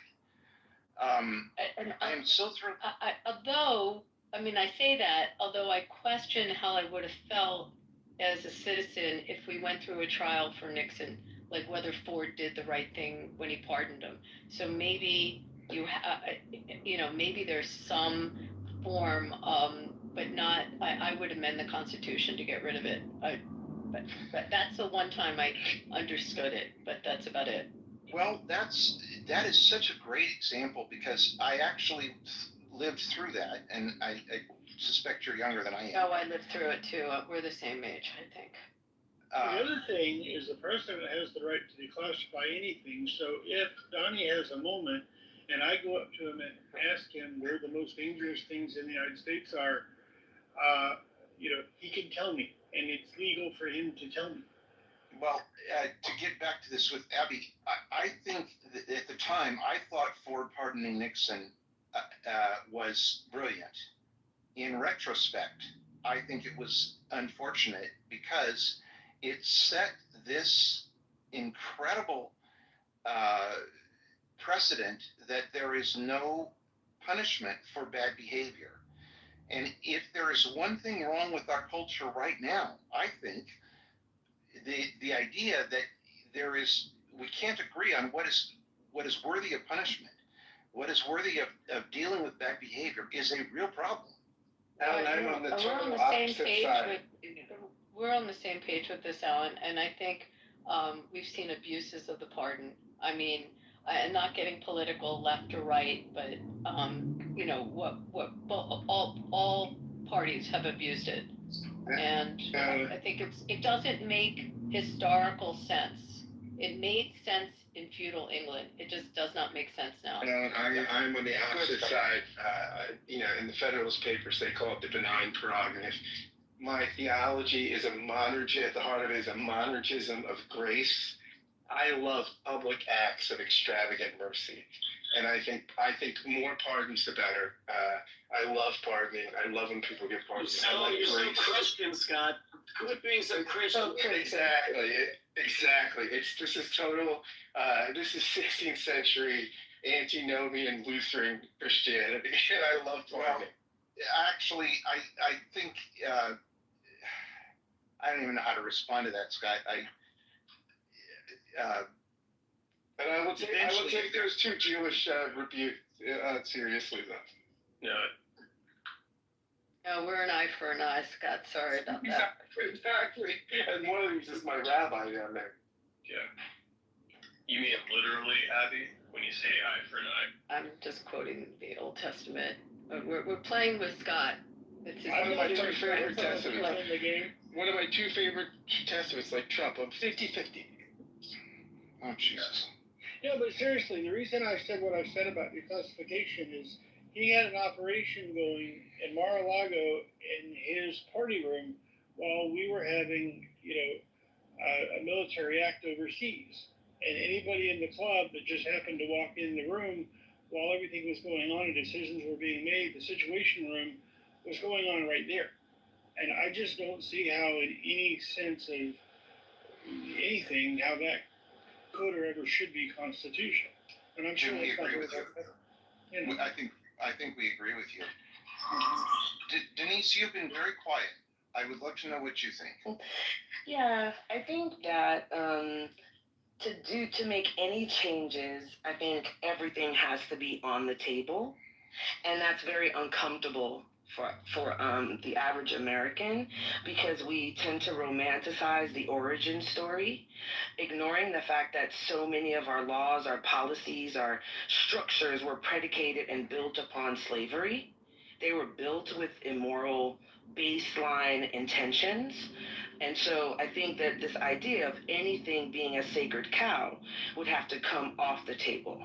And so for me, what the first thing I would do is we have to create a structural ability to revisit truth, right? We have to hold people accountable for rampant deception because it doesn't matter. You can't have a democracy if you have such complete misleading, especially in this technological environment. The ability to kind of manipulate a poorly educated populace has reached a level unlike anything. I don't think there's a relevant example in recent modern history.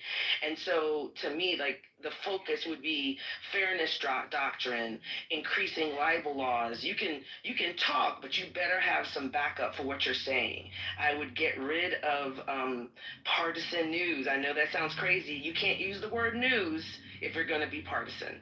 I bring back the fairness doctrine of the 80s, that you got to have both sides on and you talk about the topic and you're not framing the discussion. You are presenting different opinions. I think until you figure out how to get some kind of common set of facts, your democracy is doomed. Boy, I couldn't agree with you more. Unfortunately, Denise, the news isn't reported. It's not viewed the same way it was viewed in the 80s. The ratings for people watching news the way we watched it in the 80s has changed. People, stations will get by with a 2.4 or a lucky 3 on an evening on news viewing when it used to be a 12 or a 15 share for each network. So in order to accomplish what you're saying, and I agree with you, I used to like to hear when they had the opinion piece at the end of the nightly news and they said this is our opinion, and they don't do that anymore. But you have such a change in how the media is generally and how people receive news that I don't know how you harness that. If you had 3 networks like we had originally, you could, or even with the 2 big cables when they came in, but I don't see how you harness that now. I mean, I think you do it the way they did it.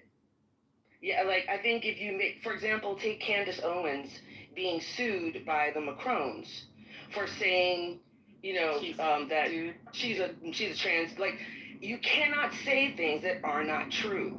I mean, and that sounds kind of crazy, but that's how we did it for a really long time. The chicken, which came first, the chicken or the egg, was relaxing these understandings of what your ability to say Sandy Hook was staged. Like these are recent phenomenon, and we're talking. If Marshall's question was pie in the sky. If you could wave a magic wand, if you could change things, what would you change?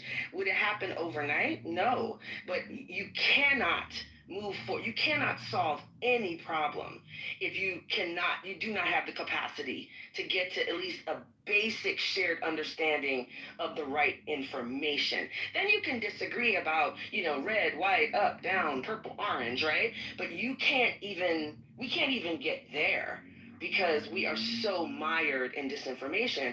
And a good example of this that is not political is think about how large language models work, right? So you have you go to ChatGPT and you say, what fund should I invest my Fidelity account in?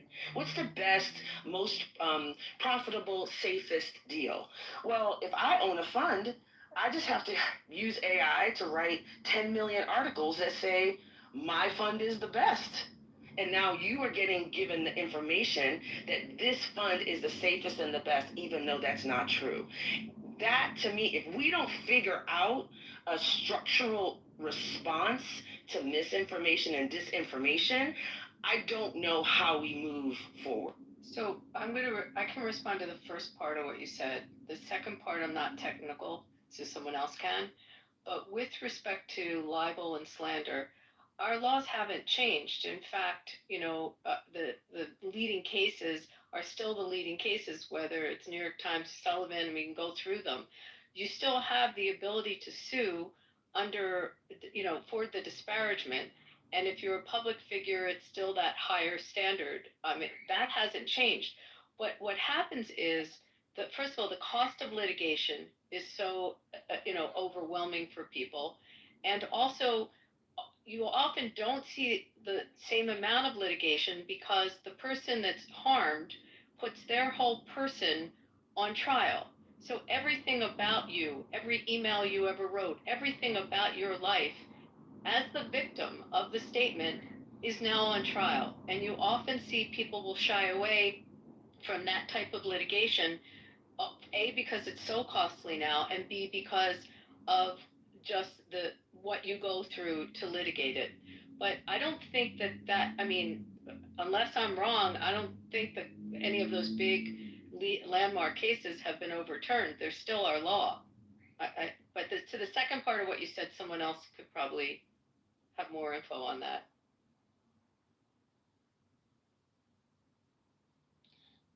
This has been incredible. I think next week we should talk about remedies for mis and disinformation. Can I just say one thing real quick? Because several people brought up the systemic issue. Mm-hmm. I mean, this went back to the 18th century. I mean, Jefferson's solution to this problem that everybody's been pointing out, that there's too much corruption, there's too much systemic, inertia, was to blow the thing up every 20 years, every generation. He thought no generation should govern the next. About every 21 years, he had a kind of odd view on what a generation was, and many of his founding father peers were face lots. But for him, it was just reset the whole thing, hard reset every about 20-some years. Now, I mean, that's pretty disruptive, but it solves the problem, right? Of things just becoming so intractable, right? That basically, that he just thought laws and systems shouldn't be that binding because they're too short-sighted and exactly what some folks have said. But no, again, it's a pretty radical solution. But this is Jefferson. For the 18th century, could be radical. Can I add one? Well, and theologically, Scott, you have the Jubilee, the 7-year and the Jubilee idea of resetting debts. And this is from Abby's favorite testament. Yeah, I mean, this is got some basis in theology.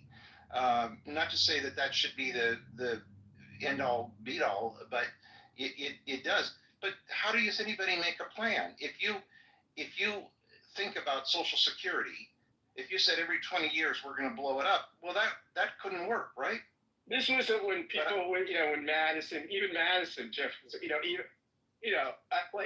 was. I mean, the 18th century founders thought this was radical. I mean, but Jefferson saw some of these problems, right, around systemic, kind of inertia, and so I mean that's.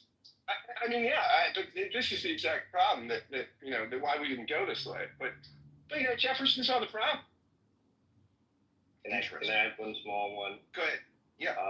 No more polls. No more polls. Nope. Tell me more about that. I think it in many ways, especially in this day and age, it sways too many people from engaging or disengaging. Right? So I think, I'm not going to say it's going to change the landscape completely, but I think it does kind of say, oh, that person's ahead by blah, blah, blah. So I'm not even going to go there because... But Arthur, I want to restate what I think you said, because I actually misunderstand you. You could mean no more public opinion polls. Yes. Or you could mean, that's what you're talking about specifically. Yeah. That's a good idea. Yeah. So you're not opposed to democracy. You're not opposed to real voting, but public opinion polls being problematic. I think that's a good point. Yeah. I didn't mean like polling, voting place. I meant polling, public opinion. Right. Mm-hmm. Well, that's an interesting point. Other than Sky, is anyone? How about this, Arthur? No polls can be released until 2 weeks after any school shooting.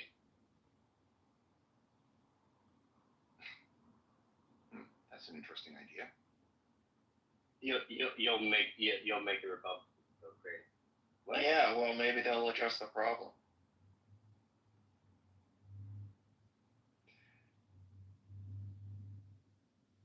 Wow. Marshall, I really am eager to I'm eager to make sure that we give you as much of an answer to your question as possible, because I love that you raised it.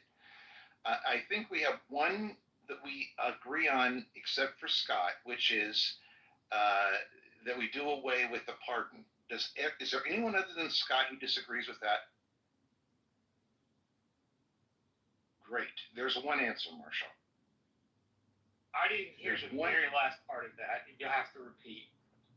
There's one answer we have, which is only Scott, of all the people who are here, believes that it would be wrong to do away with the pardon power. All of us, I think, agree that doing away with the pardon power would be a good thing. And I completely understand Scott's view. Marshall's a Presbyterian. He believes in complete sovereign grace. He's going to be with me, Alan. He's a dour Calvinist. I am a Calvinist, that is true. And, like, I understand the extravagant displays of mercy. There's a show I like. It's called The Last Kingdom. It's written... It's a TV show based off 7 books by a dude named Oh my god, I love that show. So, Uhtred, when he is... The character's name is Uhtred. When he's about to be put to death, and, maybe put to death, whatchamacallit? Oh, shoot. Oh, there he is. No, it's not Uhtred. It's a character named Father Baelka. And it's based on, like, English history in the West Saxons. Anyway, the King Alfred the Great had died. They were about to do away with this main character. And the bishop says, we need to move this inside. And Father Baelka yells out, justice must be seen to be done. And I think there is a huge part of me that understands extravagant displays of mercy. I think where maybe Scott and I might depart is in the political use of that. The extreme displays of mercy to people who don't deserve mercy. But as a Calvinist, I'm not the person to decide who needs mercy. Yeah, but that's the Lord. I have a... Well, yeah, exactly. That's my point, too. I think we have a problem when we conflate religion and politics. Totally. Render unto Caesar that. Deserving mercy, you don't deserve mercy. If you deserve justice, mercy is what you don't deserve, right? It's something that's by nature gratuitous. I wish we did it that way. That's not what we do. We do sell pardons. That's not how it's actually practiced. Yeah, and here in Texas, Denise, Marshall, maybe you guys can attest to this, but currently our Governor Abbott is in the second special session and threatening a third because he wants to give extra protection to officers caught in the line of some kind of investigation to not have to release what happened to the public, to the press. Immunity you're talking about? Extra immunity, further than already exists. So further than already exists, but unfoyable, Abby. You won't, like, that's information they won't give you in a FOIA. Got it, I understand. Okay, but what I'm concerned about is, like, what happened to the Capitol and 9/11. I mean, justice was served for those that were tried and all that. And so I just can't fathom any rationale, faith-based or otherwise, of why there would be any mercy there. I just can't. Well, as somebody who, like, splits I don't know how you do this, Scott, but I split it. I have a religious view and I have a secular view. And the secular view is that a bunch of those people did not deserve to get pardons. Maybe there were one or two who had charged and they were overcharged, per se. I don't really know. And maybe those people deserve some sort of mercy. But if we're talking about people like Enrique Fabio and Stuart Rhodes, they were charged with the closest thing to sedition since the Civil War or the beginning of the 20th century. I can't remember which one. And Trump pardoned them. So I'm very much on the I'm for extravagant displays of mercy, but I understand why the pardon power has to go. If you go back to the Grant administration, he still pardons. And I think Cleveland did too. Only God can really give extravagance display of mercy. I don't think it's a human thing. I think it's a divine thing. I hope that doesn't offend you. No, not at all. Me? No, I believe in Hashem. That's the only place I'm going to get mercy. Sorry. Well, also, Listen, Alan, you don't think that it's possible in a human? Have you seen Les Miserables? It's not a sci-fi thing, right? I mean, Les Miserables begins with a human extravagant act of mercy. But it's not a government display. It's okay. It's not, and you know what happens at the end of that? The government figure who can't embrace mercy has to kill himself. Chooses to kill himself. He chooses. Thank you. Well, right. It's the nature of it's the way that the law ultimately it's the end of the law. The law killeth, right? The spirit gives. I mean, I love one of my all-time favorite movies. Yassi's gonna finally think there's something decent about me. Is Fiddler on the Roof. I think that is like the world's greatest movie because it does show that there is a limit to where, of course, in that case, it's a patriarchal country, but a patriarchal world. But it does show that there has to be a limit to what a man can forgive, and I believe that. Wow, this has been wild. So I had one idea for fixing the system, but it would require, Marshall said, well, what's something that you would do? Now, this would require, of course, there's free speech issues here. But I think that you should only be able to contribute to candidates that you can vote for, and it can only be an individual. It can't be a PAC, no PACs. PACs should be outlawed. How do you deal with the First Amendment outlawing a PAC and your right to Well, we're petition talking the government? about an ideal here. We're not talking about reality. Yeah, it was if you could wave a magic wand and you could. If I could wave a magic wand, people would only be able to donate no more than $100 to any single candidate, and you could only donate to people that you vote for, and any political ad would have to be signed off on by that candidate. So I think that you would get much, much better quality candidates, and there would be a lot less of this shenanigans that go on now. But I think, you're not going to get past the Supreme Court on that. So, Rick, it would take a constitutional amendment to do it. In your idea, so let's say I live in New York and I really, really, really love, I want to weigh in on a case that's in Iowa. Could I physically go there and protest, walk? I could do all the things, but I couldn't give cash money. Is that? Sure. So speech is allowed. You can go out, you can stand in the street, but you wouldn't be able to, buy advertising. Well, how do you get around the fact that, number one, have you been involved in a campaign? Yes. Are you connected? Okay, so you know the expense. Years. So the last campaign I was involved with, my girlfriend was $21 million on her side alone on her congressional campaign.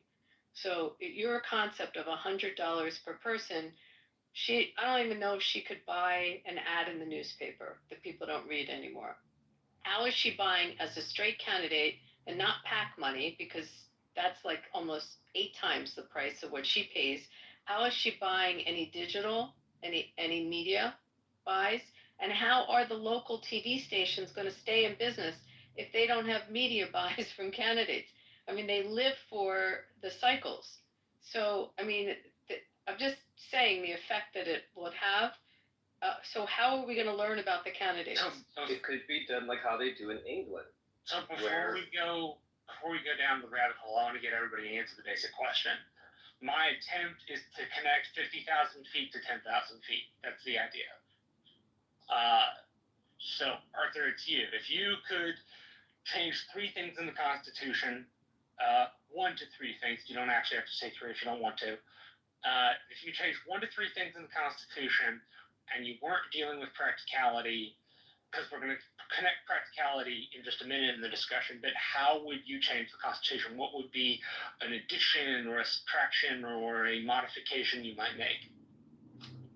So yeah, the one I added was no more opinion public poll, and the second one I'm adding is that they should make it, I think like it's in the UK, candidates can only run for a certain time, and it's public funding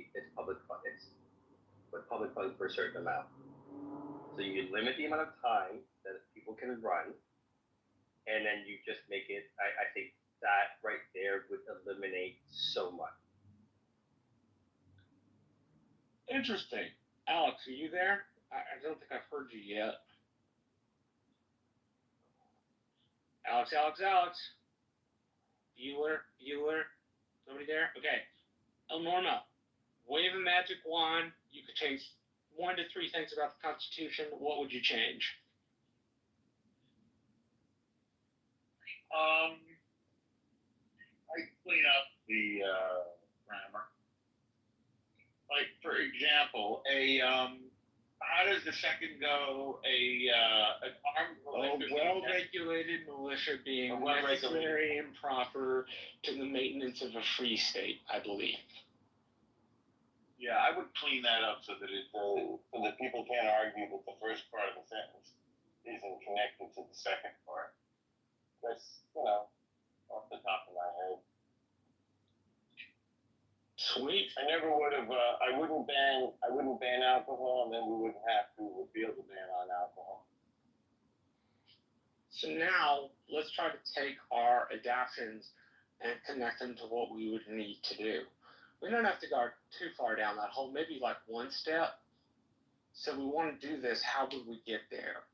Because that's also an important piece in the thinking about the Constitution. And my idea in having this question in my own room about a week and a half or 2 weeks ago was to make people wrestle with bits and pieces of it. Think about it, consider what it could be used for, how you can improve it, that kind of thing. So we did the 50,000 foot thing. Let's connect it to 10,000 feet if we can. If it has to stay ethereal, great. But I get told all the time I'm too ethereal and I have to take it down to 10,000 feet. So anybody that wants to go, please, how would we accomplish your goals after you wave the magic wand?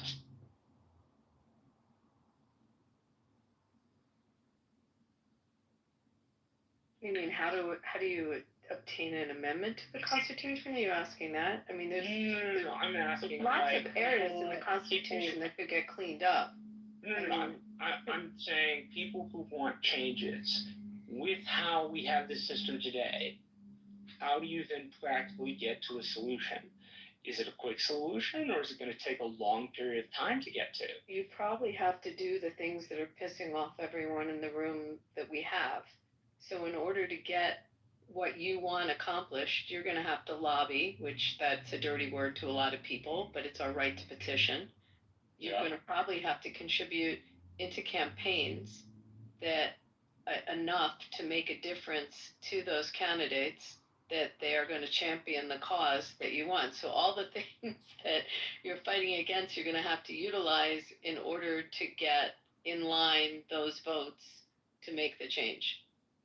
Yeah, I mean, I think definitely that there should be, limits on how much you can donate to each candidate. Because, I mean, essentially, I think that's antithetical to, when people say that, you vote with your dollar, that implies that if you have more money, that means you have more power. And so that's why I don't think the government should be based on how much money you can contribute to each politician. So what did Harris get? billion. How much did she finally raise? I think about Was a it billion. She raised a lot. No, they got billion. Billion. And I Right. think it's corrupt. We haven't gotten. We're wandering down the rabbit hole without CM. CM, you haven't answered the question yet. If you could change one to three things, what would you change? About the Constitution? Yeah, man. If you could wave a magic wand, I'm asking you to sit at the 50,000 foot level. If you could just wave a magic wand and fix one to three things about the Constitution that irritate you, what would you do? I almost wouldn't change a thing. The problem is that I mean, dude, our founding fathers wrote a nearly perfect, how they say, living, breathing document, amenable to be changed with the correct right number of votes. They wrote a near perfect document. The problem is that the best political document written in history. Period. Full stop. The problem is that, you know, obviously they lived in a time where things like the Second Amendment, you know, they were talking about people. I mean, people have muskets, not automatic weapons, so they couldn't think that far ahead. Just a history piece. It depends on how you define that. A lot of people had muskets, but a lot of people in the colonies had what were known as Kentucky long rifles. A musket was accurate. That's a minor detail, but who cares? Point is, they couldn't envision the type of weapons we have today. They couldn't, in terms of the Second Amendment, they couldn't envision things like social media and the internet that would affect our society and misinformation and all this.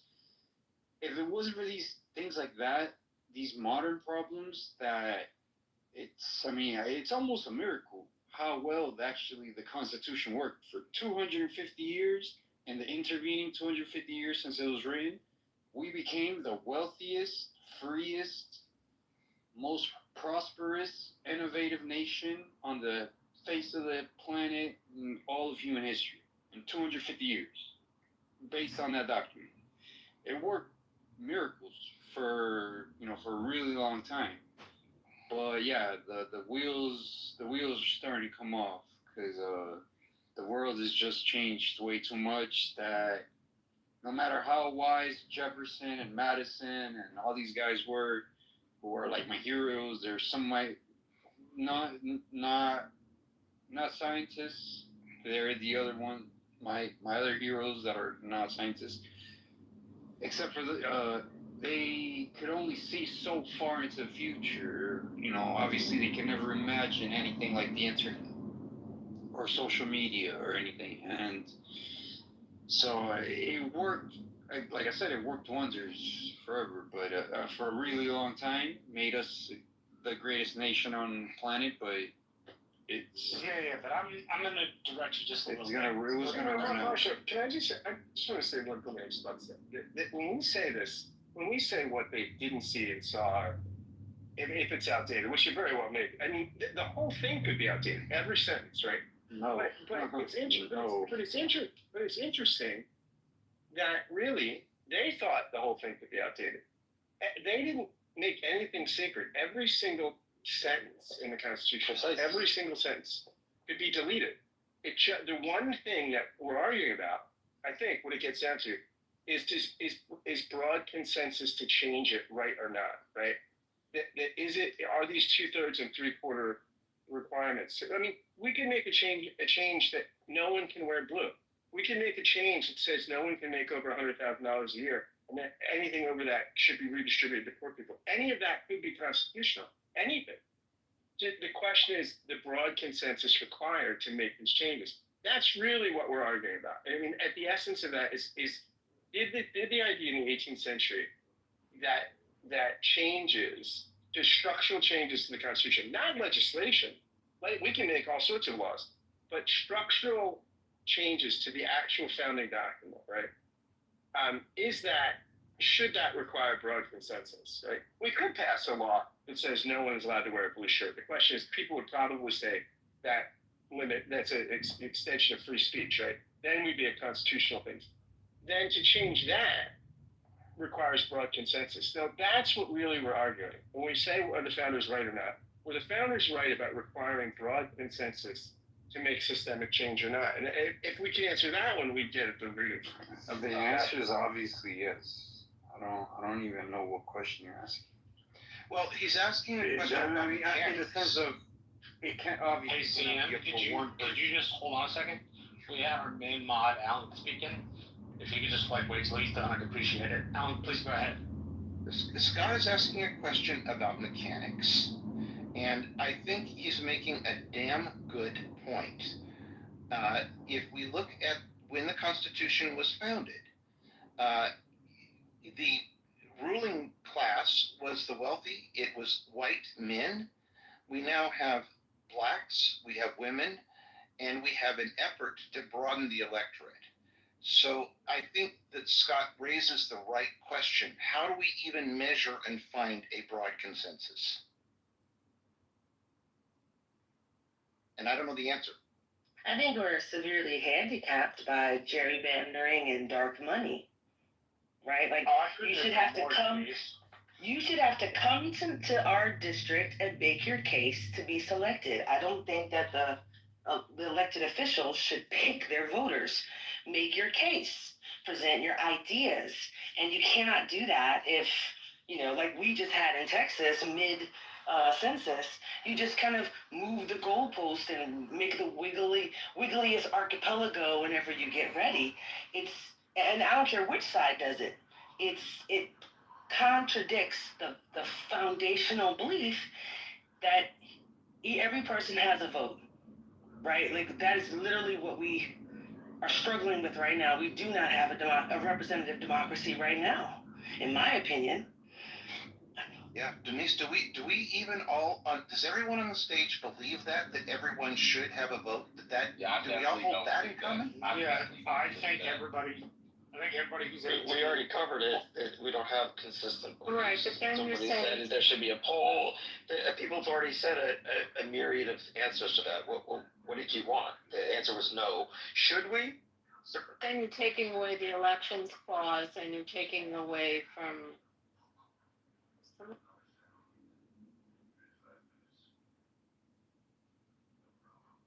You're okay, Abby. I think she was talking about the elections clause and the time, place, manner clause. Time, place, manner clause is the thing that derives elections down to the state. There is a piece of the Constitution where it says Congress can step in and make a law. If anybody's interested, we have been using the pinned link of the National Constitution Center based in Philadelphia. The National Constitution Center is I think I'm going to repeat their credo just about correct. The only institution funded by Congress to disseminate information about the Constitution on a nonpartisan basis. Marshall, the director will be coming on the Give and Take podcast in October. Jeffrey Rose will be my guest. It's the best place. He's a huge Brandeis fan. Shout out to Philadelphia for having it there, and it's absolutely a pilgrimage people should make.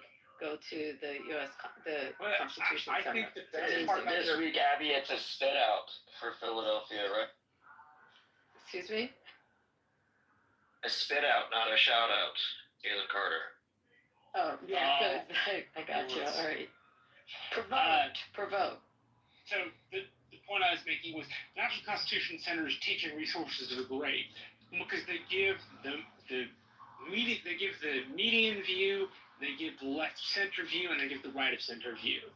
They've had in 2 separate years Neil Gorsuch first be their honorary chair. And then the next year, it was Chris Coons of Connecticut. And for those who don't know Chris Coons, he's served in Congress, I think, for at least 3 terms, or in the Senate for at least 3 terms. And he is a lover of the U.S. Constitution and the need for updating. He is, from what I can tell, somebody who genuinely believes that the document we use to govern ourselves is important. Never met the dude, but that's just an assumption.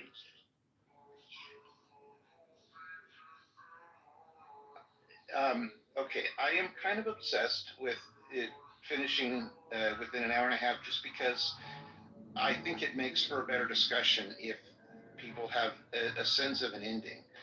I really think this was interesting. I'm so thrilled to find that Abby and I have an area we can agree on. There probably are many others. I also am delighted that there was no pretexting today. I think I was thinking about this when I was young. Somebody brought over to our house, and of course, this was the old days of great records, that you put a needle on. But a record that was kind of a political satire about Nixon. And my dad just went ape. And, he was a fairly conservative person and so forth. And I didn't really understand it at the time. And I suspect that he couldn't have given me a logical answer to why it upset him so much at the time. But I think it gets to our notion of truth. I'm obsessed with the idea that Santa Claus is something that is very bad to teach our children, and particularly for those of us who have Christian faith, because of the same basic reason that we have a need to know what is true. I feel like I'm wondering. I don't mean to. I think we should revisit this same topic next week. I think next week we should all come to the room with an answer to Marshall's question. If you could change 3 things about the Constitution, what would you change? I think that would be a very useful thing. And I'd like to start moving towards a close. If anybody has any closing comments, I'd welcome them. I got By the one, way, we are. and it's something I want to echo from Denise. Well, somebody told me this previously. Don't put the founders on a pedestal. They had great ideas for the time. They wrote great things that are still applicable today, but putting them on a pedestal, I think, does not allow. Putting them on a pedestal represents an element of sacrosanctness that they may not necessarily always deserve. For their good decisions, sir, if, we should think they're good, but for the wrong decisions they made, we should be able to criticize them as well as hold up their good decisions. I'm a big proponent of history being told the whole story. You tell the good, the bad, and the ugly, and you let the people who listen to it make up their view of it afterward. But you don't leave out anything. And so not having them on a pedestal brings them into the realm of being real people who you can criticize. And I think as somebody who too often myself sits the founders on a pedestal, that it's really helpful when people don't do that. Marshall, I do have a question for you about the founding fathers. Yes, and sir. the story. The amount of alcohol they drank the night before the Constitutional Convention, is that a true story? Yes. They drank a prodigious amount of alcohol. Nobody's saying the founding fathers were perfect. They were humans just like us. They were just amongst the wisest humans. Again, because they think about what they were doing. They were trying to escape every shitty type of government from the old world, so from Europe. All these monarchies and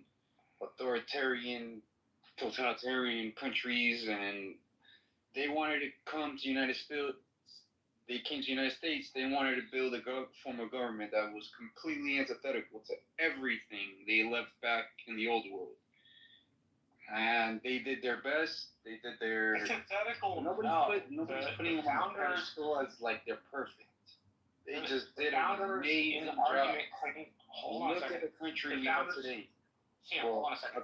The founders, in their own right, before they got to we need a different governing document, applied for the rights of Englishmen along the basis of the English Constitution, which was written with the Magna Carta in 1215. So they were very, very wed to the Enlightenment ideas of Great Britain at the time. What they were fleeing pursuit from a lot of the time was an established church, and how a lot of the folks that were Quakers and more Puritan-y did not have the ability to freely worship because there was a state religion in England. Yeah, exactly. Do you That's what I'm saying. Do you think we could have a constitutional, do you think we could have a constitutional convention today? Do you think they could put a group of people together and write a constitution? You would go straight into some form of like hyper-authoritarian government.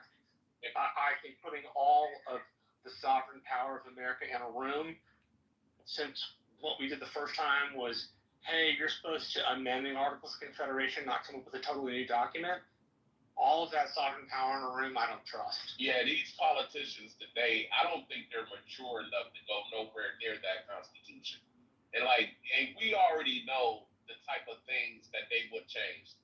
That First Amendment is going away. That Second Amendment is going away. The Fifth Amendment is going away. All the things that these politicians need to weaponize their power against people is going away. So yeah, this batch of politicians, they're just not mature enough to touch. Yeah, they're not mature enough to touch them. You know, the Constitution, like somebody said earlier, is a perfect document. The problem is, it's just like in law. How the law is written and how it's applied is two different things. And that's what's wrong with the Constitution. They don't actually do things in regards to the Constitution. It's like the Bible. You know how people pick and choose what parts of the Bible they want to believe in? The Constitution is the same way. Abby, I'm curious to know what your answer to the question that you asked is. I know from another country that has had a Constitution Committee now for many years, and very bright people on it, and they can't get a consensus. I'm not going to get into what country it is, but they've been debating and they can't put together a constitution. I don't think we could, but I do want to say to DJ, if all of a sudden they abolished the first, second, fourth, let's get rid of search and seizure, let's get rid of the fifth, you still have the Ninth Amendment, which is curious, because if you look at the Ninth Amendment, and let's say they didn't get rid of that, that gives you fundamental rights that aren't enumerated, that aren't stated. So unless they said you don't have a right to free speech, they just got rid of the amendment, you still might have it implied in the Ninth Amendment. It's just food for thought. But yeah, that makes sense.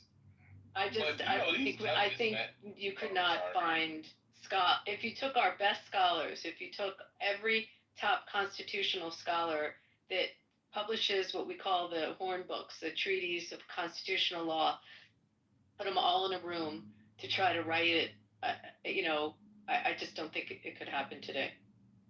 That's yeah, we're way too divided. It's different. We're way too divided. It's different. They were writing the Constitution right after, the Revolutionary War. So, they were united under, just because they were all facing a common enemy of, King George and After the Constitution, though, they were not united. They split themselves into two-man camps, the Federalists and the Anti-Federalists. At the Constitutional Convention. Well, I'm talking about compared to today. They were a million times more united than we are today. But they also had the advantage of a failed interim step, right? So the Articles of Confederation, which were much more minimalist, weren't working, right? And so they had that, and really the Constitution, this is where people question the legality of the Constitution, rightly, right? There was no mandate to go write a new Constitution. There was a mandate to, what they were called to do was to get together and amend the Articles of Confederation. And they just said, all right, now we're going to start from scratch and write a new Constitution, which they really didn't have the authorization to do, but the states signed off on it. The states ratified it, but that was not their charge when they went in. So let me ask y'all a question. If we were to release everybody from prison who shouldn't be there per the Constitution, say they're there, if somebody was to look at their case and match it up with the Constitution, what percentage of prisoners you think will get released from prison? What part of the Constitution, though? Do you mean just Fifth Amendment rights were violated? Do you mean habeas corpus? What are you talking about? Or the 14th Amendment to due process? Just any part of it, any part of the Constitution that we're going to weigh against this case and we're going to decide if he should be released from prison or not because it was a constitutional violation. Well, it depends on like where the person committed said offense and what they did. For it to be a constitutional violation on the state level, it has to be both violation of state law or policy as well as violation of federal law or policy. So the question would be, at least first, what are they charging this person for on a state level, and then what are they reaching to the federal level to charge if it's a violation of the Constitution, right? My point is like the 15th Amendment, where you don't get actual due process as prescribed by law in both the 15th and the 14th and the 5th Amendment, right? So you could file then if you didn't get the right to due process. But the question is like, are we talking about taking people for minor amounts of drugs? Are we talking about people who got caught up in federal sting operations that really didn't have anything to do with them in the first place, right? Like, it requires a specific part of the Constitution to look at. I understand what you mean, but we need some examples to hone in better on what you're trying to say. So, you can appeal a conviction or something like that. Just like DJ Fridays. Yeah, if you got the money to do that, I just was always under the impression that they wrote that in order for there to be a crime, there has to be a victim, and the majority of people in prison are there for victimless crimes. And then just all the other due process violations that come from judges and the DA, and people go to prison on that shit because they don't have the money to fight. You know, you gotta have money to do an appeal. That ain't nothing for people that are financially challenged. We afford counsel to indigents in our country. Even for appeals? We afford counsel. I mean, people have PDs. That's She's why saying they provide a free lawyer public for people who are defender. poor. If you can't afford your own lawyer, you're assigned a public defender. But DJ, are you talking about situations where if you're incarcerated, then it's probably going to be a Fourth Amendment violation or something regarding the evidence and whether something was tainted. I mean, I'm just trying to use an example that would come up with someone who got convicted of a crime, and they could argue, fruit of the poisonous tree arguments, something like that. I mean, that's going to get tested through our court system, which is constitutional, and you are going to have a jury of your peers, and you are going to go through that process, and you are going to be afforded counsel. So what part along the way are you contesting? That you didn't have a proper hearing, a proper trial, it didn't comply? Yeah, I mean, all of those things. I just see it like, just all of those things, man. In this country, if you don't have the resources, I know you can get a public defender. I know you can get that. But man, those dudes down there, they getting paid by the same people that the state is getting paid for. They're those people colleagues. Public defenders, I get why they're needed, but that's not, I don't know. I've just always felt like that wasn't real counsel. Because they're working, they literally work for the same people that they're defending you against. Oh boy, DJ. Dude, I have so many friends that would tell you to go take a hike, that work their asses off as PDs. You do that to get your trial time in, but there are people that are career PDs I believe that. No, I'm not saying they work hard, those guys. Same with the young DAs and the prosecutors. I mean, not all states have the same kind of policies and PDs. In the South, you don't find nearly as many public defenders, and you don't always get access equally in all urban environments. So to say it's a common right for everybody is false belief. And just growing up, I've never been in trouble with the law ever in my life, but just having friends, and I go to their court cases with them, man. The public defender is like just rubber stamping everything. It's like he's just there to guide you to prison. He wasn't really advocating for you, and I'm not saying this applies to everybody because everybody has their own ambition level. Yeah, because if I was a public defender, I'm trying to win those cases to put the score on the board so I can one day have my own practice. That's what I would do. But it's so many times, man, where a lot of public defenders, especially in certain communities, man, they're just there to be a rubber stamp for the court system. There's lawyers that are private lawyers that are full of shit. That they just want to get paid. They don't really for their clients. Nothing's perfect. Yeah. Okay, I was going to close this 10 minutes ago. This is very useful, but I don't want to moderate it beyond the time. I'm not sure what to do. I think what I'll do is close it, and we will open this up again next week. Marshall has left, it looks to me like, and this was his question. So I think he was expecting it to be done at 3:30 or my time. I'm in the Pacific Coast. So we will open this again next week, and I don't know. We'll try to pick it up where we left off. Try to make it a little more organized. But I really appreciate everyone's participation, and I particularly appreciate that there was no pretexting today. Thanks, everyone. We'll see you next week.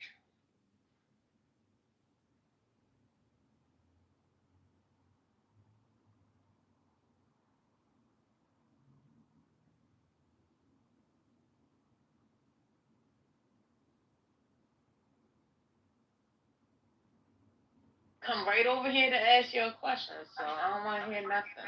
That's what my mom be saying quesadilla. You need somebody to translate? Oh, for homework? Yeah, for homework. Oh, okay. I'd be like, That's like my auntie from Kentucky. She be like, "Oh, I love some tortillas." I was like, "What? Some tortillas." I almost choked on that. They're so good. Can I get some extra tortillas when you get? Like, girl, let me order. Give me some Pronounce the L and shit. Not tortilla. tarantulas. They have the best tortilla chips, baby. Did you guys see where they said for the media, do not cover any disturbances or anything about people having anything to say about Trump, any protesters at the U.S. Open? Don't broadcast that shit. They literally snuck him in, and then they snuck him in before the crowd got there. Yep. And then when people were booing, they cut the audio so that we can't hear the boos. Yeah, they said don't cover that at all. They shit, April, they was like... Well, they covered it because I saw quite a few videos with them booing the shit out of him. Y'all gonna get in trouble for posting it. Yeah. You know what? Do y'all remember a few years ago? Well, not a few years ago. When he it was before he became president. He got roasted for his birthday on Comedy Central. And got mad. Oh, he got so mad, and then everybody was like, he was telling us not to post shit and to cut shit out or whatever. Like, he was like this. Everybody was like, I would never do this again. I would never want to roast him again. He has the worst sense of humor.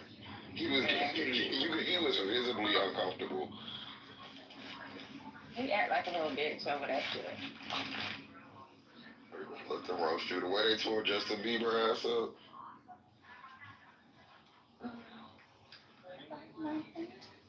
Hot.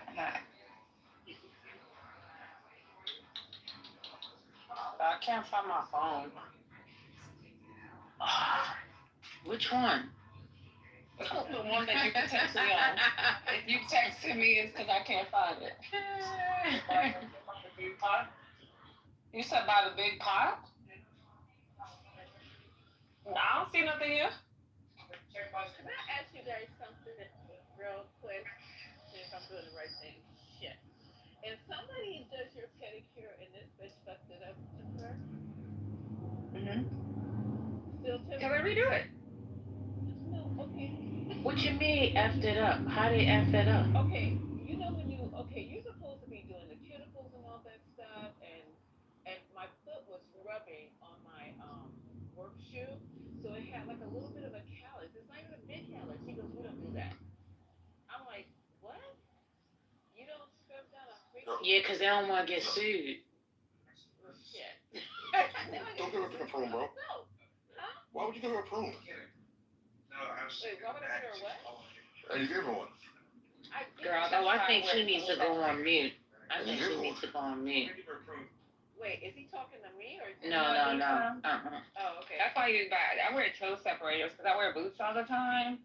So at night, after I take a shower, I put toe separators on my feet so I don't ever have to get that. That's what you need to do. Like, yeah, because rubbing because my feet are like swollen, and I was like, okay, so it's rubbing, and then like when I went to her, it's not even. Sister Life, how far are you from your phone right now? Me? Have you just walked off and left your phone because you? No, I can hear. I can hear me Oh, now. I can hear it's very low. Yeah. That's loud. Yeah, I bet because I'm outside and I have the earphones in outside. I felt some kind of way giving her that money because in New York you don't tip. They got a fucking attitude if you come back. Yeah, but you want her to shoot us at $1 off your feet, girl. You better go see her down. I'll pay you work for it. It's not petty. It's not that big. It's like it's what's rubbing. It only rubs. But then get a pumice stone. Get a pumice I am. stone. I'm going right now to go get one because it's not even that big. It's from that night I worked 16 hours and it just kept rubbing. So you just she's like, wait, you're stoning it. What you know what I'm saying? No, get the this thing. It's called a foot mask, and it like exfoliates your foot. Baby, give you a whole new foot. A foot mask? Big dead skin. Yeah, they got it. It'll remove that. It like removes it over like a period of like a week. It peels off. But like any extra, everybody should try this. Y'all probably be It's gonna take a week. I better go get it now. This shit. Yeah, it's like it uses I think like fruit acids or something, and it just exfoliates your foot. It's kind of disgusting, but the end of it. Isn't hot if you do it. Yo, my friend said he wear a different shoe size now. What's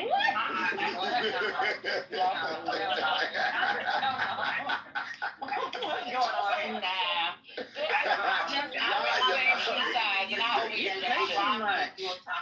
That's what he told me. I don't know. So his callus went down that big. I mean, went down. He gave No, a new but size. it not only removes a callus, but So I'm gonna give a little scientific review. You know, the skin on your feet is 20 times thicker than the skin everywhere else, right?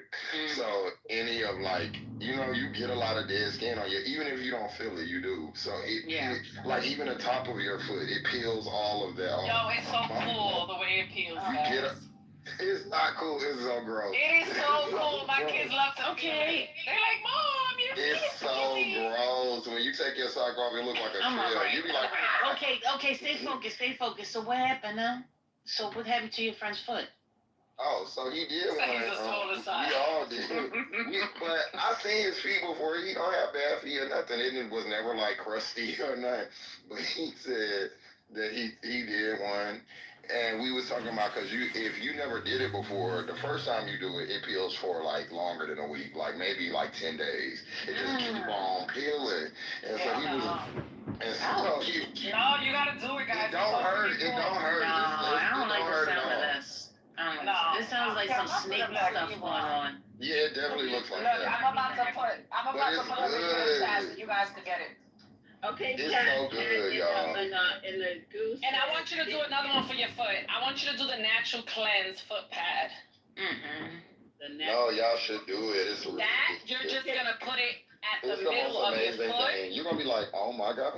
And it's supposed to remove all the detox. It's a detox, so it removes the all the toxins pads. from your Yeah, I body. did those before. I did that one too. I got these. Once I was sick, it got me right together. Yep. Yes. Okay, so Pat is Pat. Let me tell you right now, baby cakes. Pat in the goo. Pat, him and Lalinga Lungo.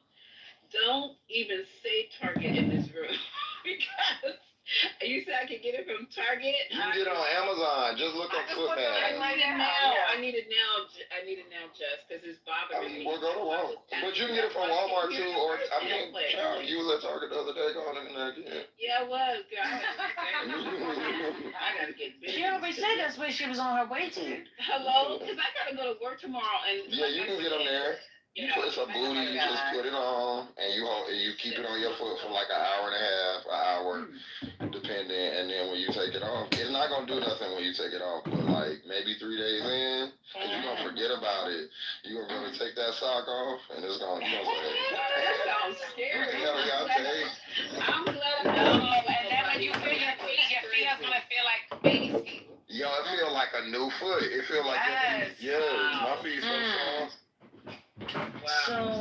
So you got, so is it like on the outside or on the Just the bottom. No, she was saying it was rubbing on my instep. Like right in my heart. That freaking. But a particular, I don't know, mod that was praised at being a good mod decided to be, for me at that moment in time, a terrible fucking mod, right? And it kind of just sidetracked the whole conversation. But what I wanted to put into like the whole conversation was, which wasn't going to sidetrack the whole thing, was I wanted to point to design. Design is, how do I put this? It has intent behind it and it has purpose behind it. You won't know about the intent or purpose in its entirety if you don't creator itself, right? So also you have another element which will. Oh, guys. Yeah, but she said a pumice. The pumice is the rock, right? Just like Yeah, not the straight surface. Yeah, it's not like she's cutting it away. It's just using the stone. If the callus looked like it was too much, she might not have wanted to go in and then cause it to open up. You know what I'm saying? So that's probably why she made the decision. I can take a picture of my damn foot. It is not that. And the reason I didn't do, I can't tell you why I didn't do it, but I can't put my leg up anymore. So I was like, okay, let me just go get this done real quick. And I made it clear. But the funny thing about it, when I came in there, I said, oh, I got this thing right here. Oh, we do. Now when it's putting a lotion on, we don't do. And then I got to the thing, and he goes, you tip. It's like, I don't like that pressure. If I want to tip, I'm going to tip. If I don't want to tip, I don't want to tip. Don't ask me. You tip. When I'm taking the money to pay you for the service. Oh my God. Yeah, sweetie, what's good? Like, you should have told him that. You should have said no because she didn't do my callus. I'm the only black lady in there. No, I ain't doing it. She did my callus. I just want to say something to my people. Yeah. Always. I found my phone first. Give me check your text message. And Walmart, you too. Fuck around, go tip your barber and see how your next haircut. Yeah, for my people, please always tip on services. When I used to be a waiter, this is terrible, but I used to always just be like, oh, I don't want the black couple. Get into somebody else. I don't want that Hispanic couple. Yeah, because especially if it's a nigga that going out with his girlfriend. No, you're not about to waste my time, bro. Let me get Molly and Shannon. Let me get them. I literally had to stop my man from over tipping. I was like, that's just extreme. And they didn't do all that. And I was in the service industry for years. And I always Not you hating on somebody's tip. Oh my God. What's an over tip? What is it? What is a normal tip that you guys? What is the? If we went out for lunch or something, say it was 15%. Say it was like normal tip. So for my say if it was like $40, he would give him like $40 more. I'm like, that's him. I love him. Oh, he is clever. Yeah, Lisa, like my haircut, I typically tip like $5 or $6. That's it. How much is a haircut? 45. I tip my nail tech at least $25. Yeah, I see the motherfucking barber every week. Most people go every my mom restaurant. I'm there. At least you tip. Gay Shan, it's niggas that do not. My bad, Patty, go ahead. At my mom's restaurant, I used to work over there. Oh, I still do. Sometimes when I go home and somebody gave me $100 and all they got was like sushi, like 2 rolls.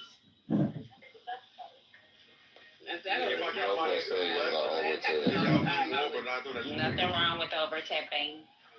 Oh, we like that. I know, he just did it all the time. I was just wondering if he could even count. And like his ass is old, so he needs to start saving his money. Shit. No, Michigan is good. When I used to bartend, I had this one dude that would come in all the time, and no matter what his bill, he'd only usually get 1 or 2 drinks. He would just leave $100 bill. Yeah, I did that too when I was tending bar. Did he leave his phone number? That wasn't for me. It was just not for me. But you know, I bartended with the woman. So. Place your item in the dining area. Alright, so who's on the mic? Who's on the mic at the store?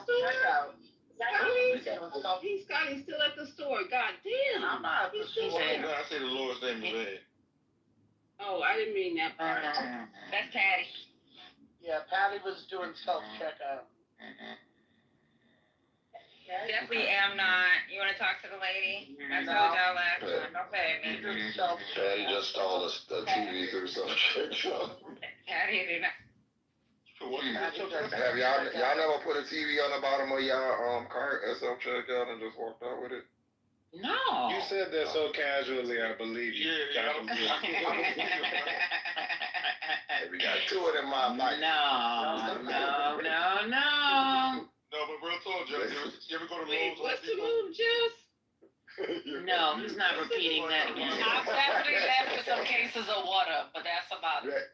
On that bottom rack, they don't be saying that. Y'all talking over Haitian. Why y'all doing that? Go ahead. Okay, go ahead. Nah, I was just saying, if you ever seen motherfuckers at Home Depot or Lowe's stealing this shit, running out. No. I'd happen. They be stealing that at Home Depot?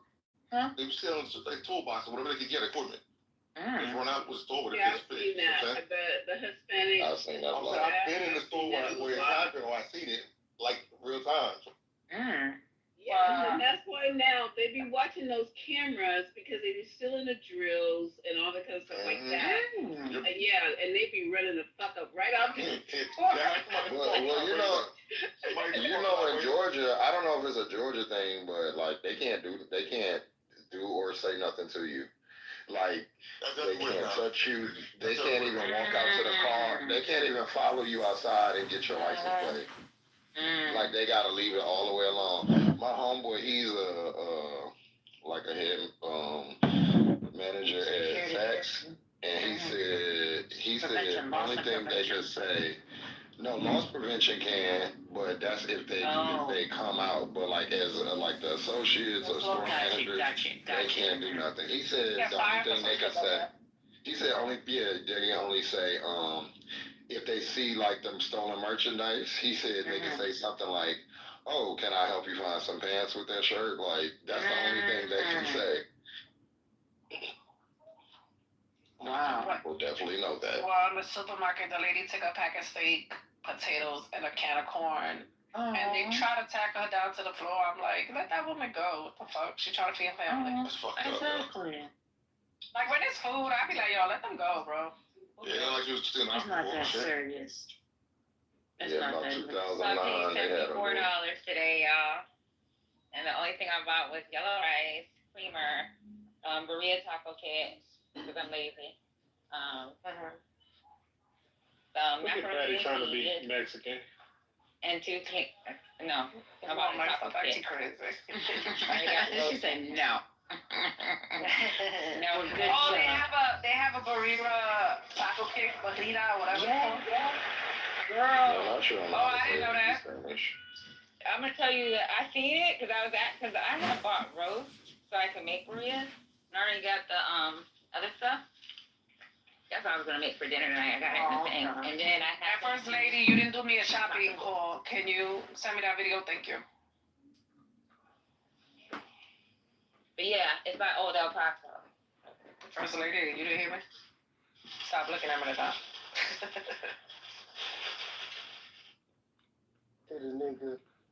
Man, it look like this real female. You know what I mean? Real down ass You know, he bring everybody up with him. He gonna go get a ball player on his ass. Listen, what that nigga said? He bring everybody up with him.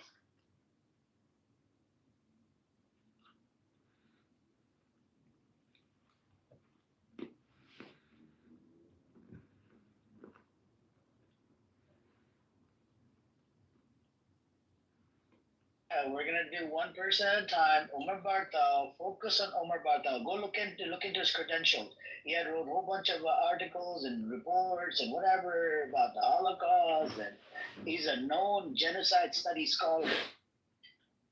You know what I'm saying? And he wrote opinion piece in New York Times. He was given a chance because of his credentials to write opinion piece. What is a genocide? What is not a genocide? Literally, the fucking title of that article, it says, if it's a genocide when I see one. It says right here, I'm a genocide scholar. I know it when I see it. And look into the facts. Look into the statements. Look into the intent. Look into all of that shit. Also, fuck Netanyahu. Yeah. Fuck Netanyahu. Dan, are you trying to unfuck Netanyahu, or are you gonna say fuck Netanyahu? I don't really care about Netanyahu. So can you say fuck Netanyahu? Say it with us. Give me a second. Hold on.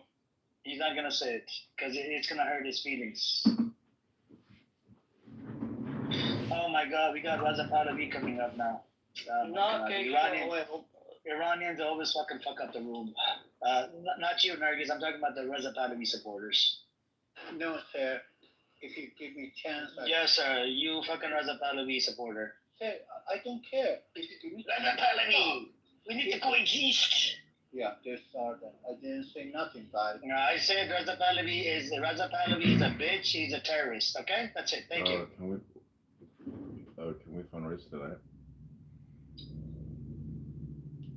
That resistance is a brutal bastard. Why? What happened? He's just too brutal. That guy's doing too much. Wait, hold on.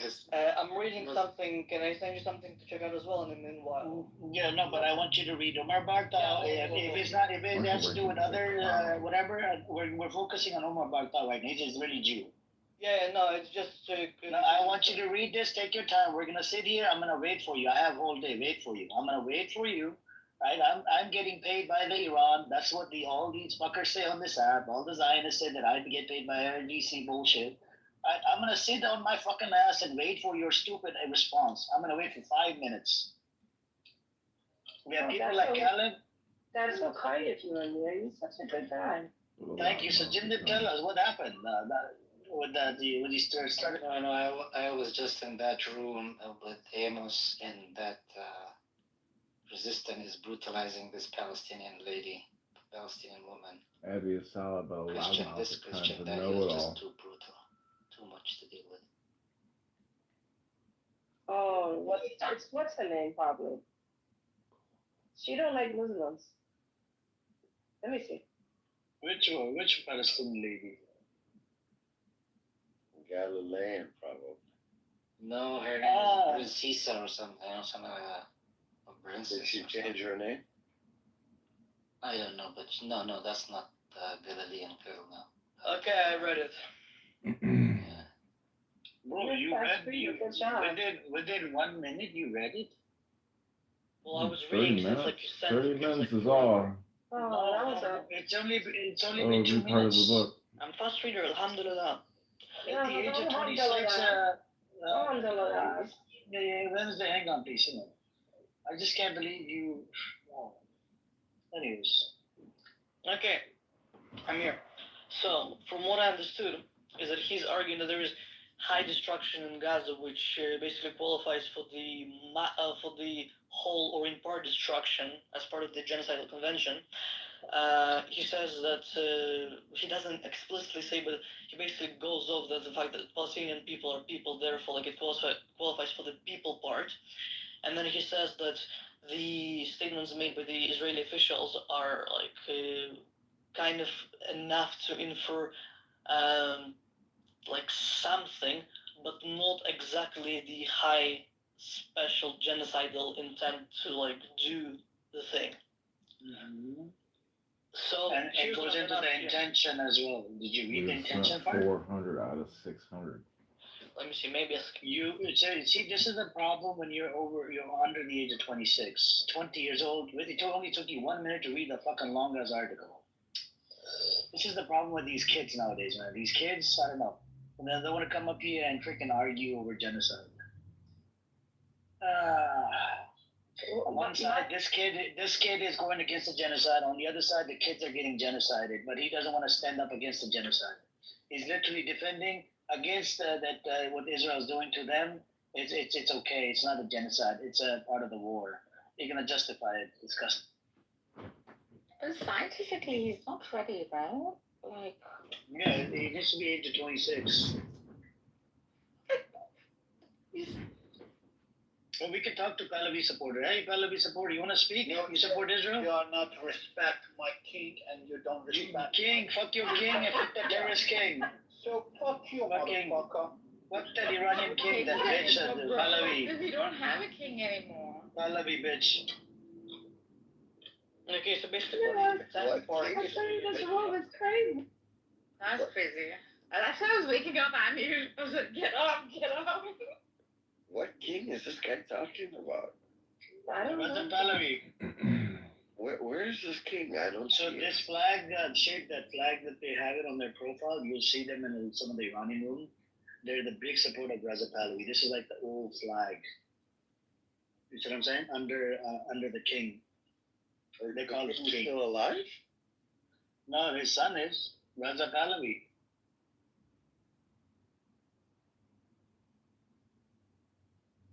Is he king of nobody? Like just in his basement? Like sitting on his lonely king's chair? He's going to be Dan's king. Dan, would you take him as a king, the guy that was just in here? But hell no. Keep in mind, Hell no. he'll do you dirty because he supports Reza Pahlavi. Amir. You didn't read it again. You didn't read it? You're not reading it. You're just skimming through it. You want to be a debate, bro. It's so obvious. No, he's just a kid, man. He's just a child. We used to see it in the Dava room. You know, remember in the Islamic Dava room, some kids would come in. Debate. Yeah, they used to come in. He's just debate, bro. Did you just fart? Did you just fart? Oh, he's really frustrated now, huffing and Okay. Please don't fart in this room, man. We're gonna need some air freshener. We need some air refresher. Sunshine, engage with me. Yes. Engage with me.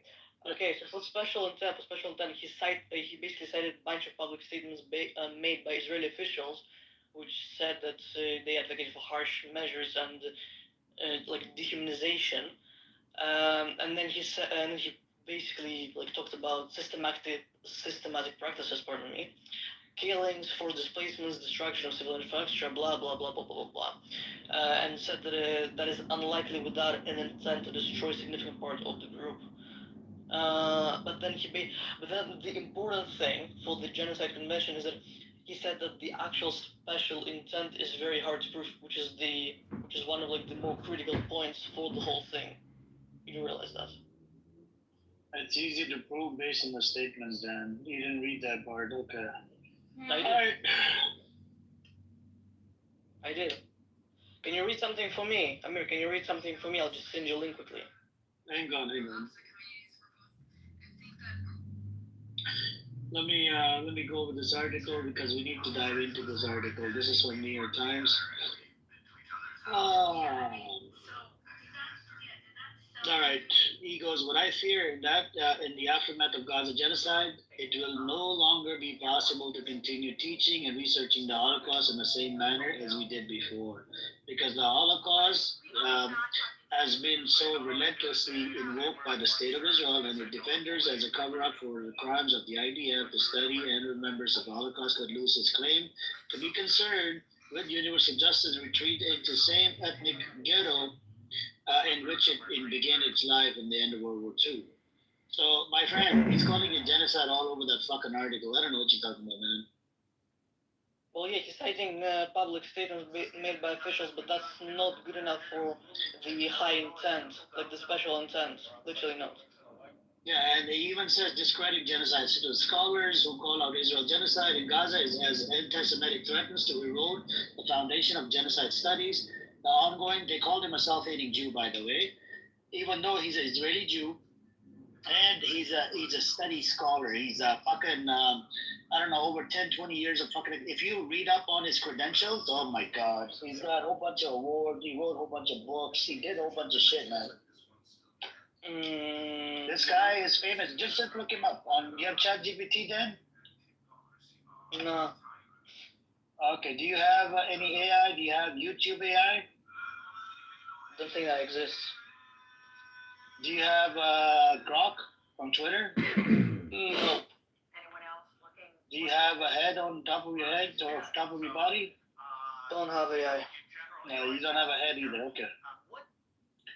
Anyways, alright, what do you want me to read, man? It literally fucking goes into the intention. It proves everything that it's a fucking genocide. I don't know what you're on about, man. No. I just said it again. You read the statements. I said, yeah, there's public statements made by officials. That's the intention for it. That's the intention for it. Good enough for the Oh genocide. my god. Oh my god. Who told you that? Who told you it's not good enough? If the commander of IDF says to genocide them, kill them, take off the lights, these are genocidal statements coming from the head of Yoav Gallant said this. I don't know if you know about the first fucking statement when he was a commander of IDF. Oh my god. People like you are Delulu. You just keep on defend Israel. You're Delulu for real. I wish you weren't Delulu. I wish you weren't. You're a young kid, so I'm just giving you benefit of the doubt. I'm just giving you benefit. Did you serve in the IDF? No, because I came later. Okay, are you going to serve in the IDF? Yeah, maybe probably later, yeah. Okay, don't do it. Otherwise, I'm going to call you a baby killer, okay? As soon as you serve in the IDF, the name goes out to everybody, it's a fucking baby killers. Alright, and you know what a baby killer is? That title is really, really bad, and it's going to trigger the fuck out of you. You become a baby killer. So when you go, instead of serving in the fucking IDF, go serve in time in the jail. Okay? Don't serve in the IDF. What? You agree? Capiche? You agree? Hell no. You're not going to agree with your pro-pally brother? You're not going to agree. You're going to hurt my feelings. Where are you from? Where are you from? It doesn't matter. I'm in California right now. Are you going to hurt my feelings by not conceding that you're not going to serve in the IDF? You have to make this promise.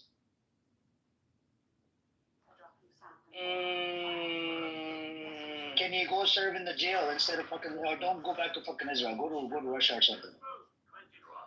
Brother, Allah has assigned the Holy Land to me and my brothers. No, Allah has not assigned you shit. Allah said, Allah subhanahu wa ta'ala has said, you have spread corruption on the land, killed multiple prophets, broke the covenant. This is mentioned in my book. And even in your book, you killed multiple prophets and did a whole bunch of crazy shit on that land. This is not a holy land. This is a man-made land by who? By fucking atheist, agnostic motherfuckers like Theodore Herzl, Ben Gurion, Eliezer Ben Yehuda, Jabotinsky. All of these founding fathers were the one behind it, creating the state. They were motherfucking atheists and agnostic. This is not, God did not give you this land. Amir, Rega. Read for me, Quran, Al-Isra, 17:104. Please do that. Yeah. He wants to read 17:04. What does it say? I don't know. You read for me. Read it. Oh, he's bringing up Quran. Okay, I hope he knows more about Quran than I do. Quran, chapter 17. I know that the Quran is true for you. It's the word of Allah for you. Alhamdulillah. Alhamdulillah. Okay, what is it? It says, and we conveyed to the children of Israel in scripture that you will surely cause corruption in the earth twice, and you will surely reach a great hideousness. So what does that tell you? Corruption on the land. Who did this?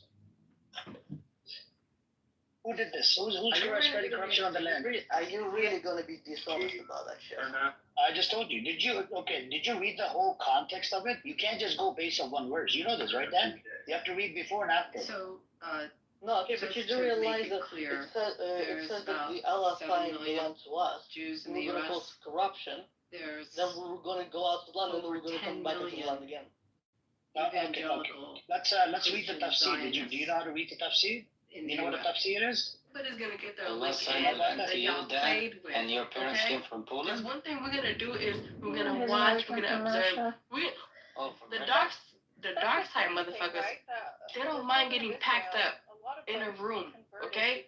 They don't mind playing away games. They don't mind none of that shit. We don't give a fuck about winning a fucking crash out.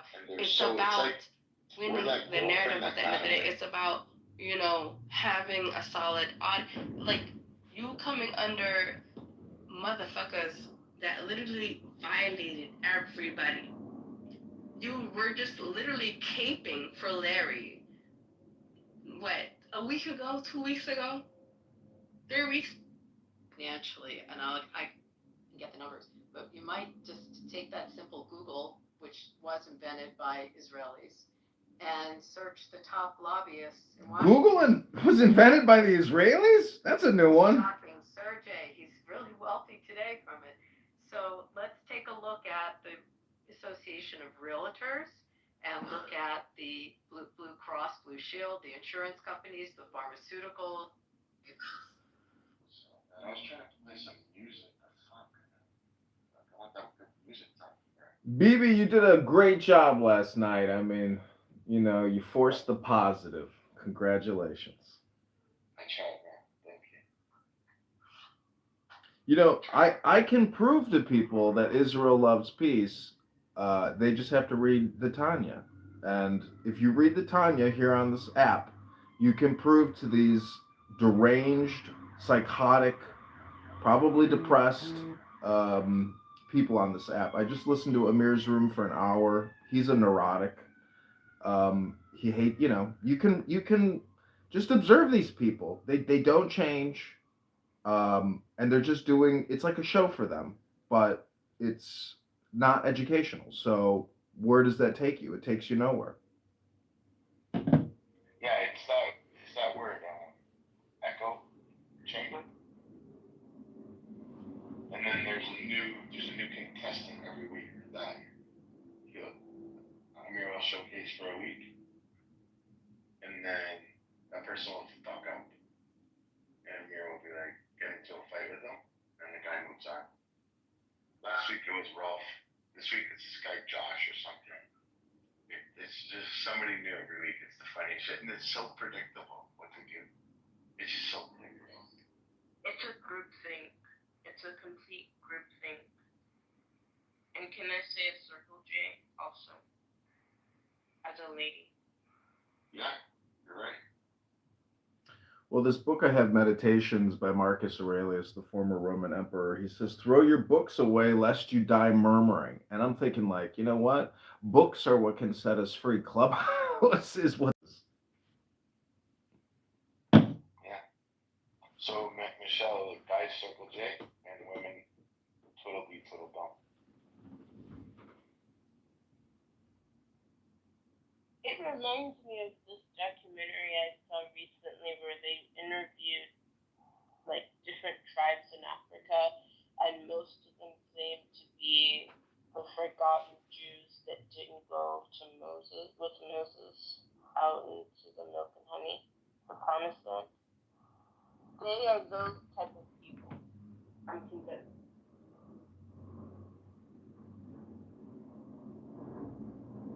Yeah, I don't know what it is, man. I used to make a joke and say, I wish your parents loved you more and they didn't let you play fucking like street sports without wearing a helmet. And as a result, this is where you are now. But I'm starting to think my joke is reality. There's head trauma. There's some type of trauma that happened. And some people come to Clubhouse because they want to, you know, communicate, make connections, have some proper discourse. And then that's a minority. And then the majority come here to stir up shit because they love havoc. You guys remember that meme, that African guy on Instagram? I forget exactly. He's like, you love, what did he say? He was like, you love the pain or something like that. And he was like, it's a bald African guy and it's this accent. He's like, you want the pain or something?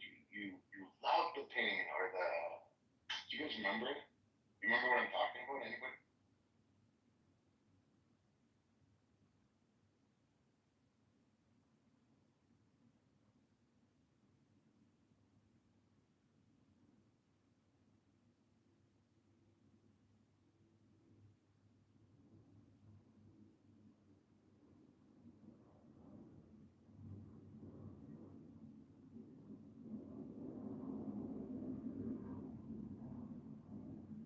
Nobody remembers that guy on Instagram.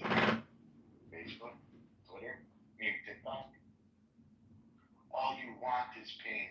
You love the pain. Something like that. You would say. I don't know if that word is pain was what he's saying. Anyways, all they want is stress. They don't know any difference. It's like they're caught in this hostile environment where all they know is stress and all they know is heartache and headache. And that's why I make a joke in my room. I'm like, this room's brought to you by God. They're gonna leave with a headache. But they love it. They love the drama. Well, part of the problem is it's not just the speakers, it's the third party agents. It's us, it's you, it's me, it's we.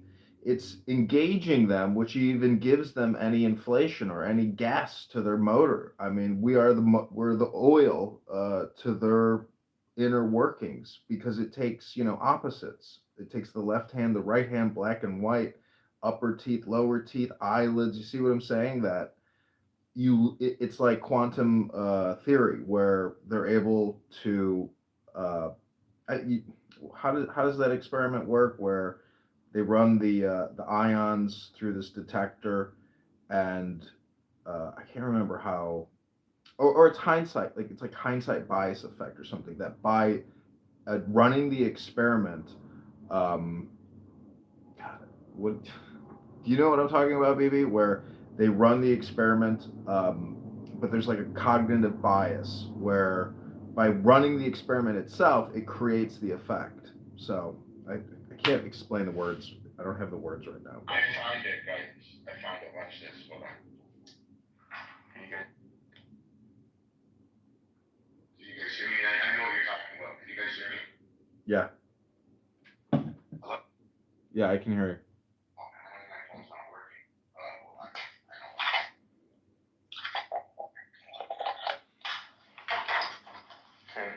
Can anybody hear me now, please? Yeah, we can hear you. Okay, so this, I found it. Here it is. I don't want peace. I want problems always. That guy. That's Clubhouse. Yeah, exactly. That's the thing, is you have to work to create peace. You can't just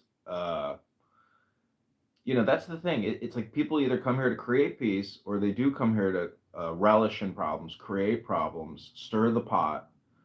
But I know no better way to create peace than to read the word or books or Torah or wisdom. And people don't do that here. I think that's, I went out into the real world to get petitions signed for upcoming March primary, and I encountered the same thing in the real world as I did here on Clown House. There are people who can't live in peace and want to create problems. But it's you, the communicator, who, if you're patient and you're kind and you're selfless, you can essentially, I don't know if you can transform them, but you can at least, protect your own garden in a way, so you can remain in peace. Because I'm not trying to be self-centered. I want to tikkun olam, but at the same time, I say peace now, and that's where I want to be. No, I think you're very special, like human, because you constantly, selflessly speak like that. Every time you walk in a room, you're like, you need more Torah, you need more Talmud, you need more Tanya. Like, no, you say you need more Tanya and you need more Torah. And for those of you who aren't familiar, basically you need your book of faith. You need to shine, you need to be a little bit of light to spread out the darkness. And I think that's important, and not enough people are saying that. And I've picked up on what you were saying, and I try to do that now. I learned from that, and I thank you. So I try to do that in my rooms, and I try to spread a little bit of light, because it wards off so much darkness, and it's important. And that's why I'll do music rooms, or I'll talk, and I'll let people talk without interruption. And I know it may not solve anything, but I want people to actually listen instead of just talking.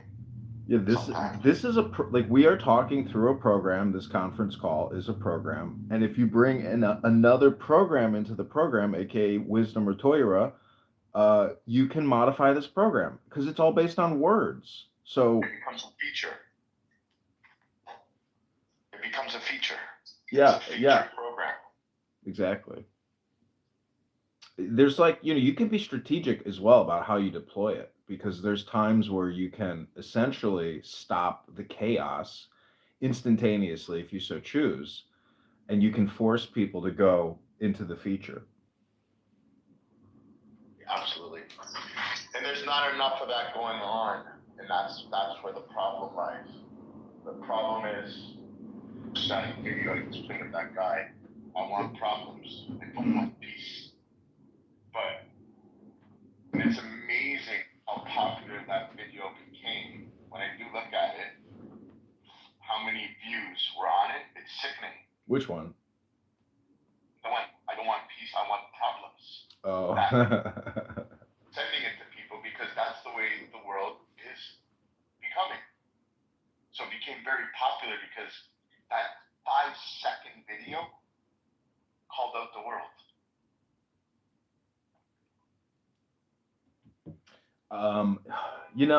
I gotta say, like, so I went to this farmer's market, and there's all these people that work on farms.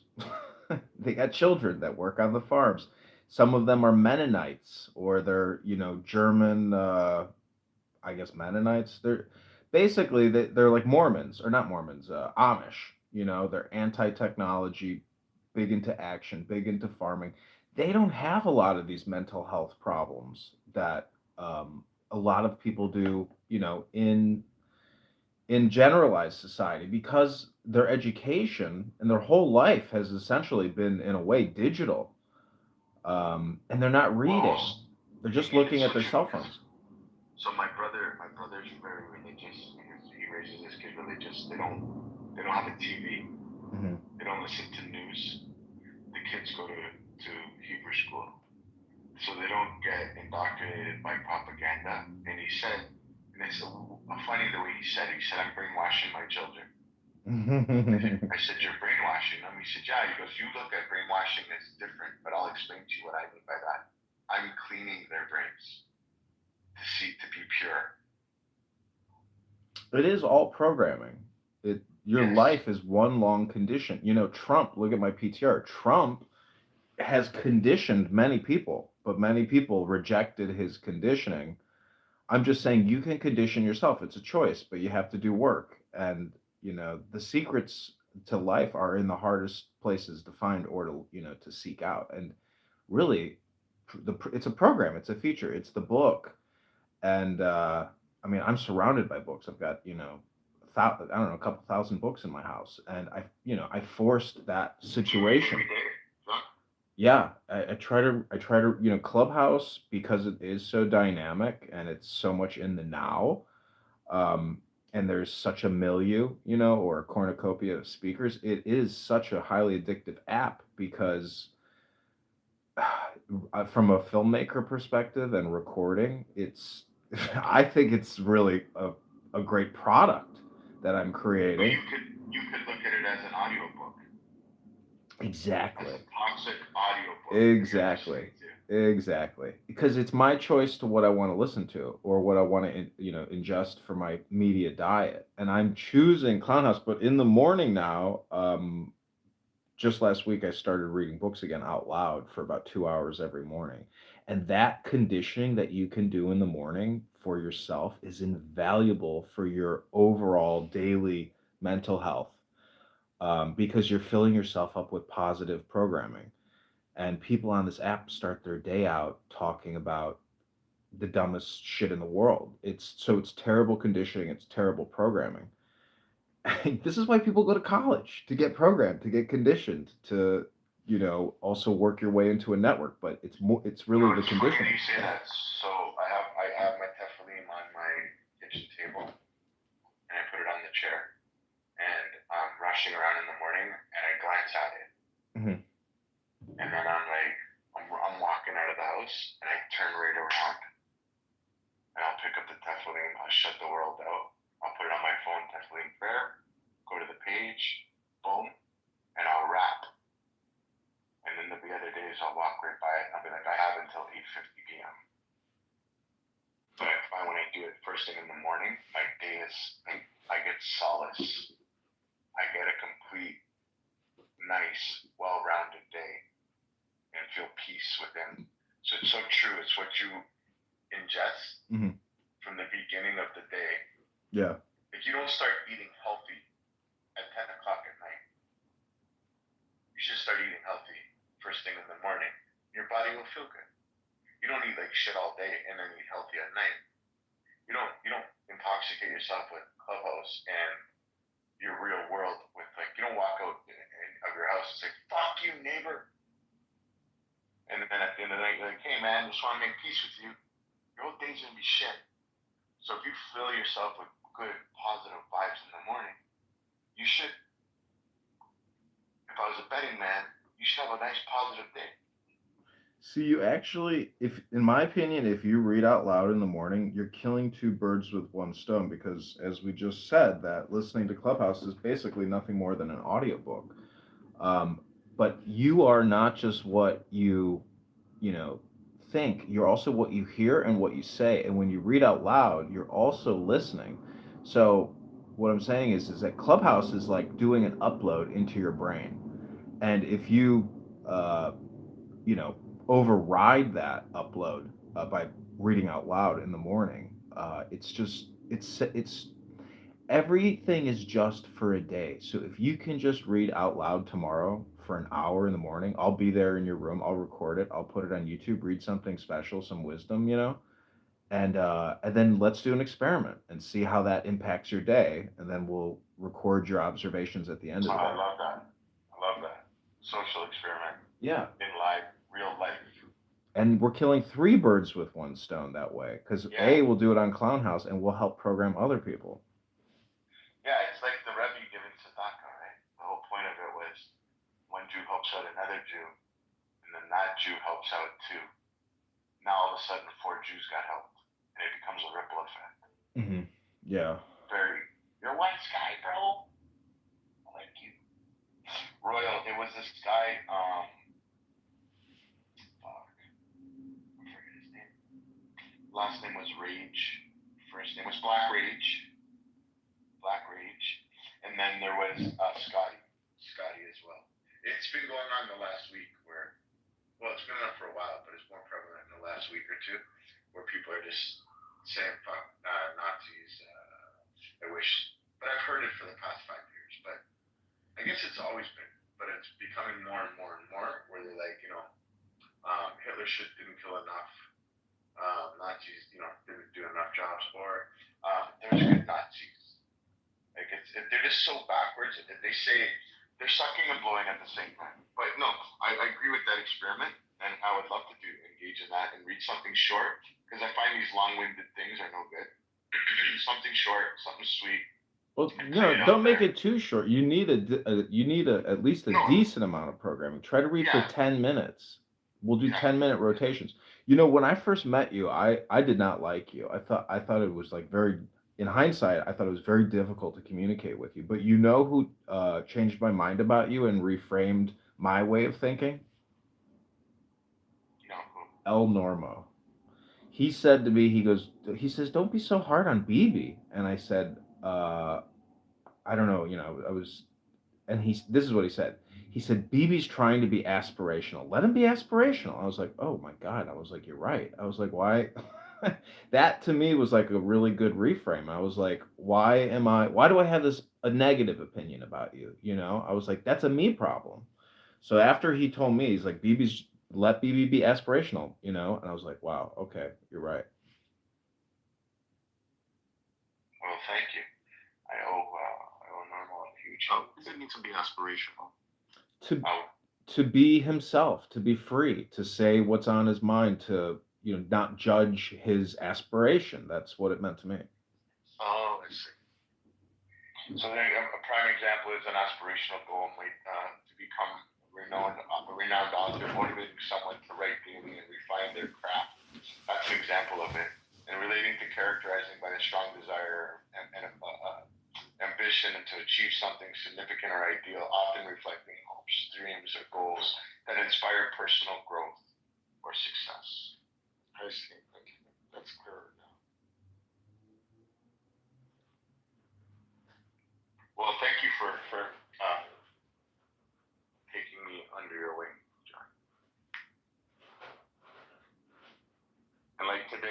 for somebody. It was like, John's an idiot. I'm like, actually, John's very extremely intelligent. Then you spoke, and the guy shut the fuck up and listened, and I was like, wow, John came through like crazy right now. And the guy changed his whole tone with you, and he started listening, and it was actually, and then he asked you more questions. In my heart, I was smiling. Straight up, I was like, this is just awesome what just happened here. And I pointed it in the right direction. And I'm happy I did. How you doing, Seneca? Oh, I'm well. I'm starving, but I'm okay. You're hungry, you're not starving. Yeah, I'm hungry. I'm trying to order some food because I'm too lazy to cook right now. Tell me something positive about your day. Something positive. I know one thing positive about you, but I want to hear what you have to say. Well, one thing. Well, I got through. I don't know if it was really today, but I guess it fed into today. Okay, for one, I'm ashamed to say this, but I'm going to admit it. But at a certain point, I was missing my prayers. Right after I got scammed and the whole thing happened on Clubhouse, I was missing some of my prayers. Actually, not some, like a lot of my prayers. I would make it to the mat sometimes, but then there'd be sometimes I wouldn't make it, right? And up until that point, like from the time I did my Shahada, I never missed a prayer, not once. Like that was like my bare minimum. Like it was like the bare minimum I could do. Like in addition to that, I was reading the Quran, I was, studying fiqh, right? But I never thought that I could ever miss my prayers, right? And then it was humbling to see that at the end of the day, I'm not this, or whatever, verse of God. Somebody's telling you what, so go ahead. Yeah, but I'm still fallible. It was humbling to see how fallible I am. And that's what I came to realization today, even though now I'm back on my prayers, like I'm not missing any prayers. And I'm motivated to pray again. I have that joy of praying that I used to get with praying. Especially when I memorize new surahs, so. What if you look at it differently, that prayer keeps you motivated or gets you motivated instead of looking at it like I need to be motivated to pray? What if prayer jumpstart your motivation for you? Yeah, that's what it's funny because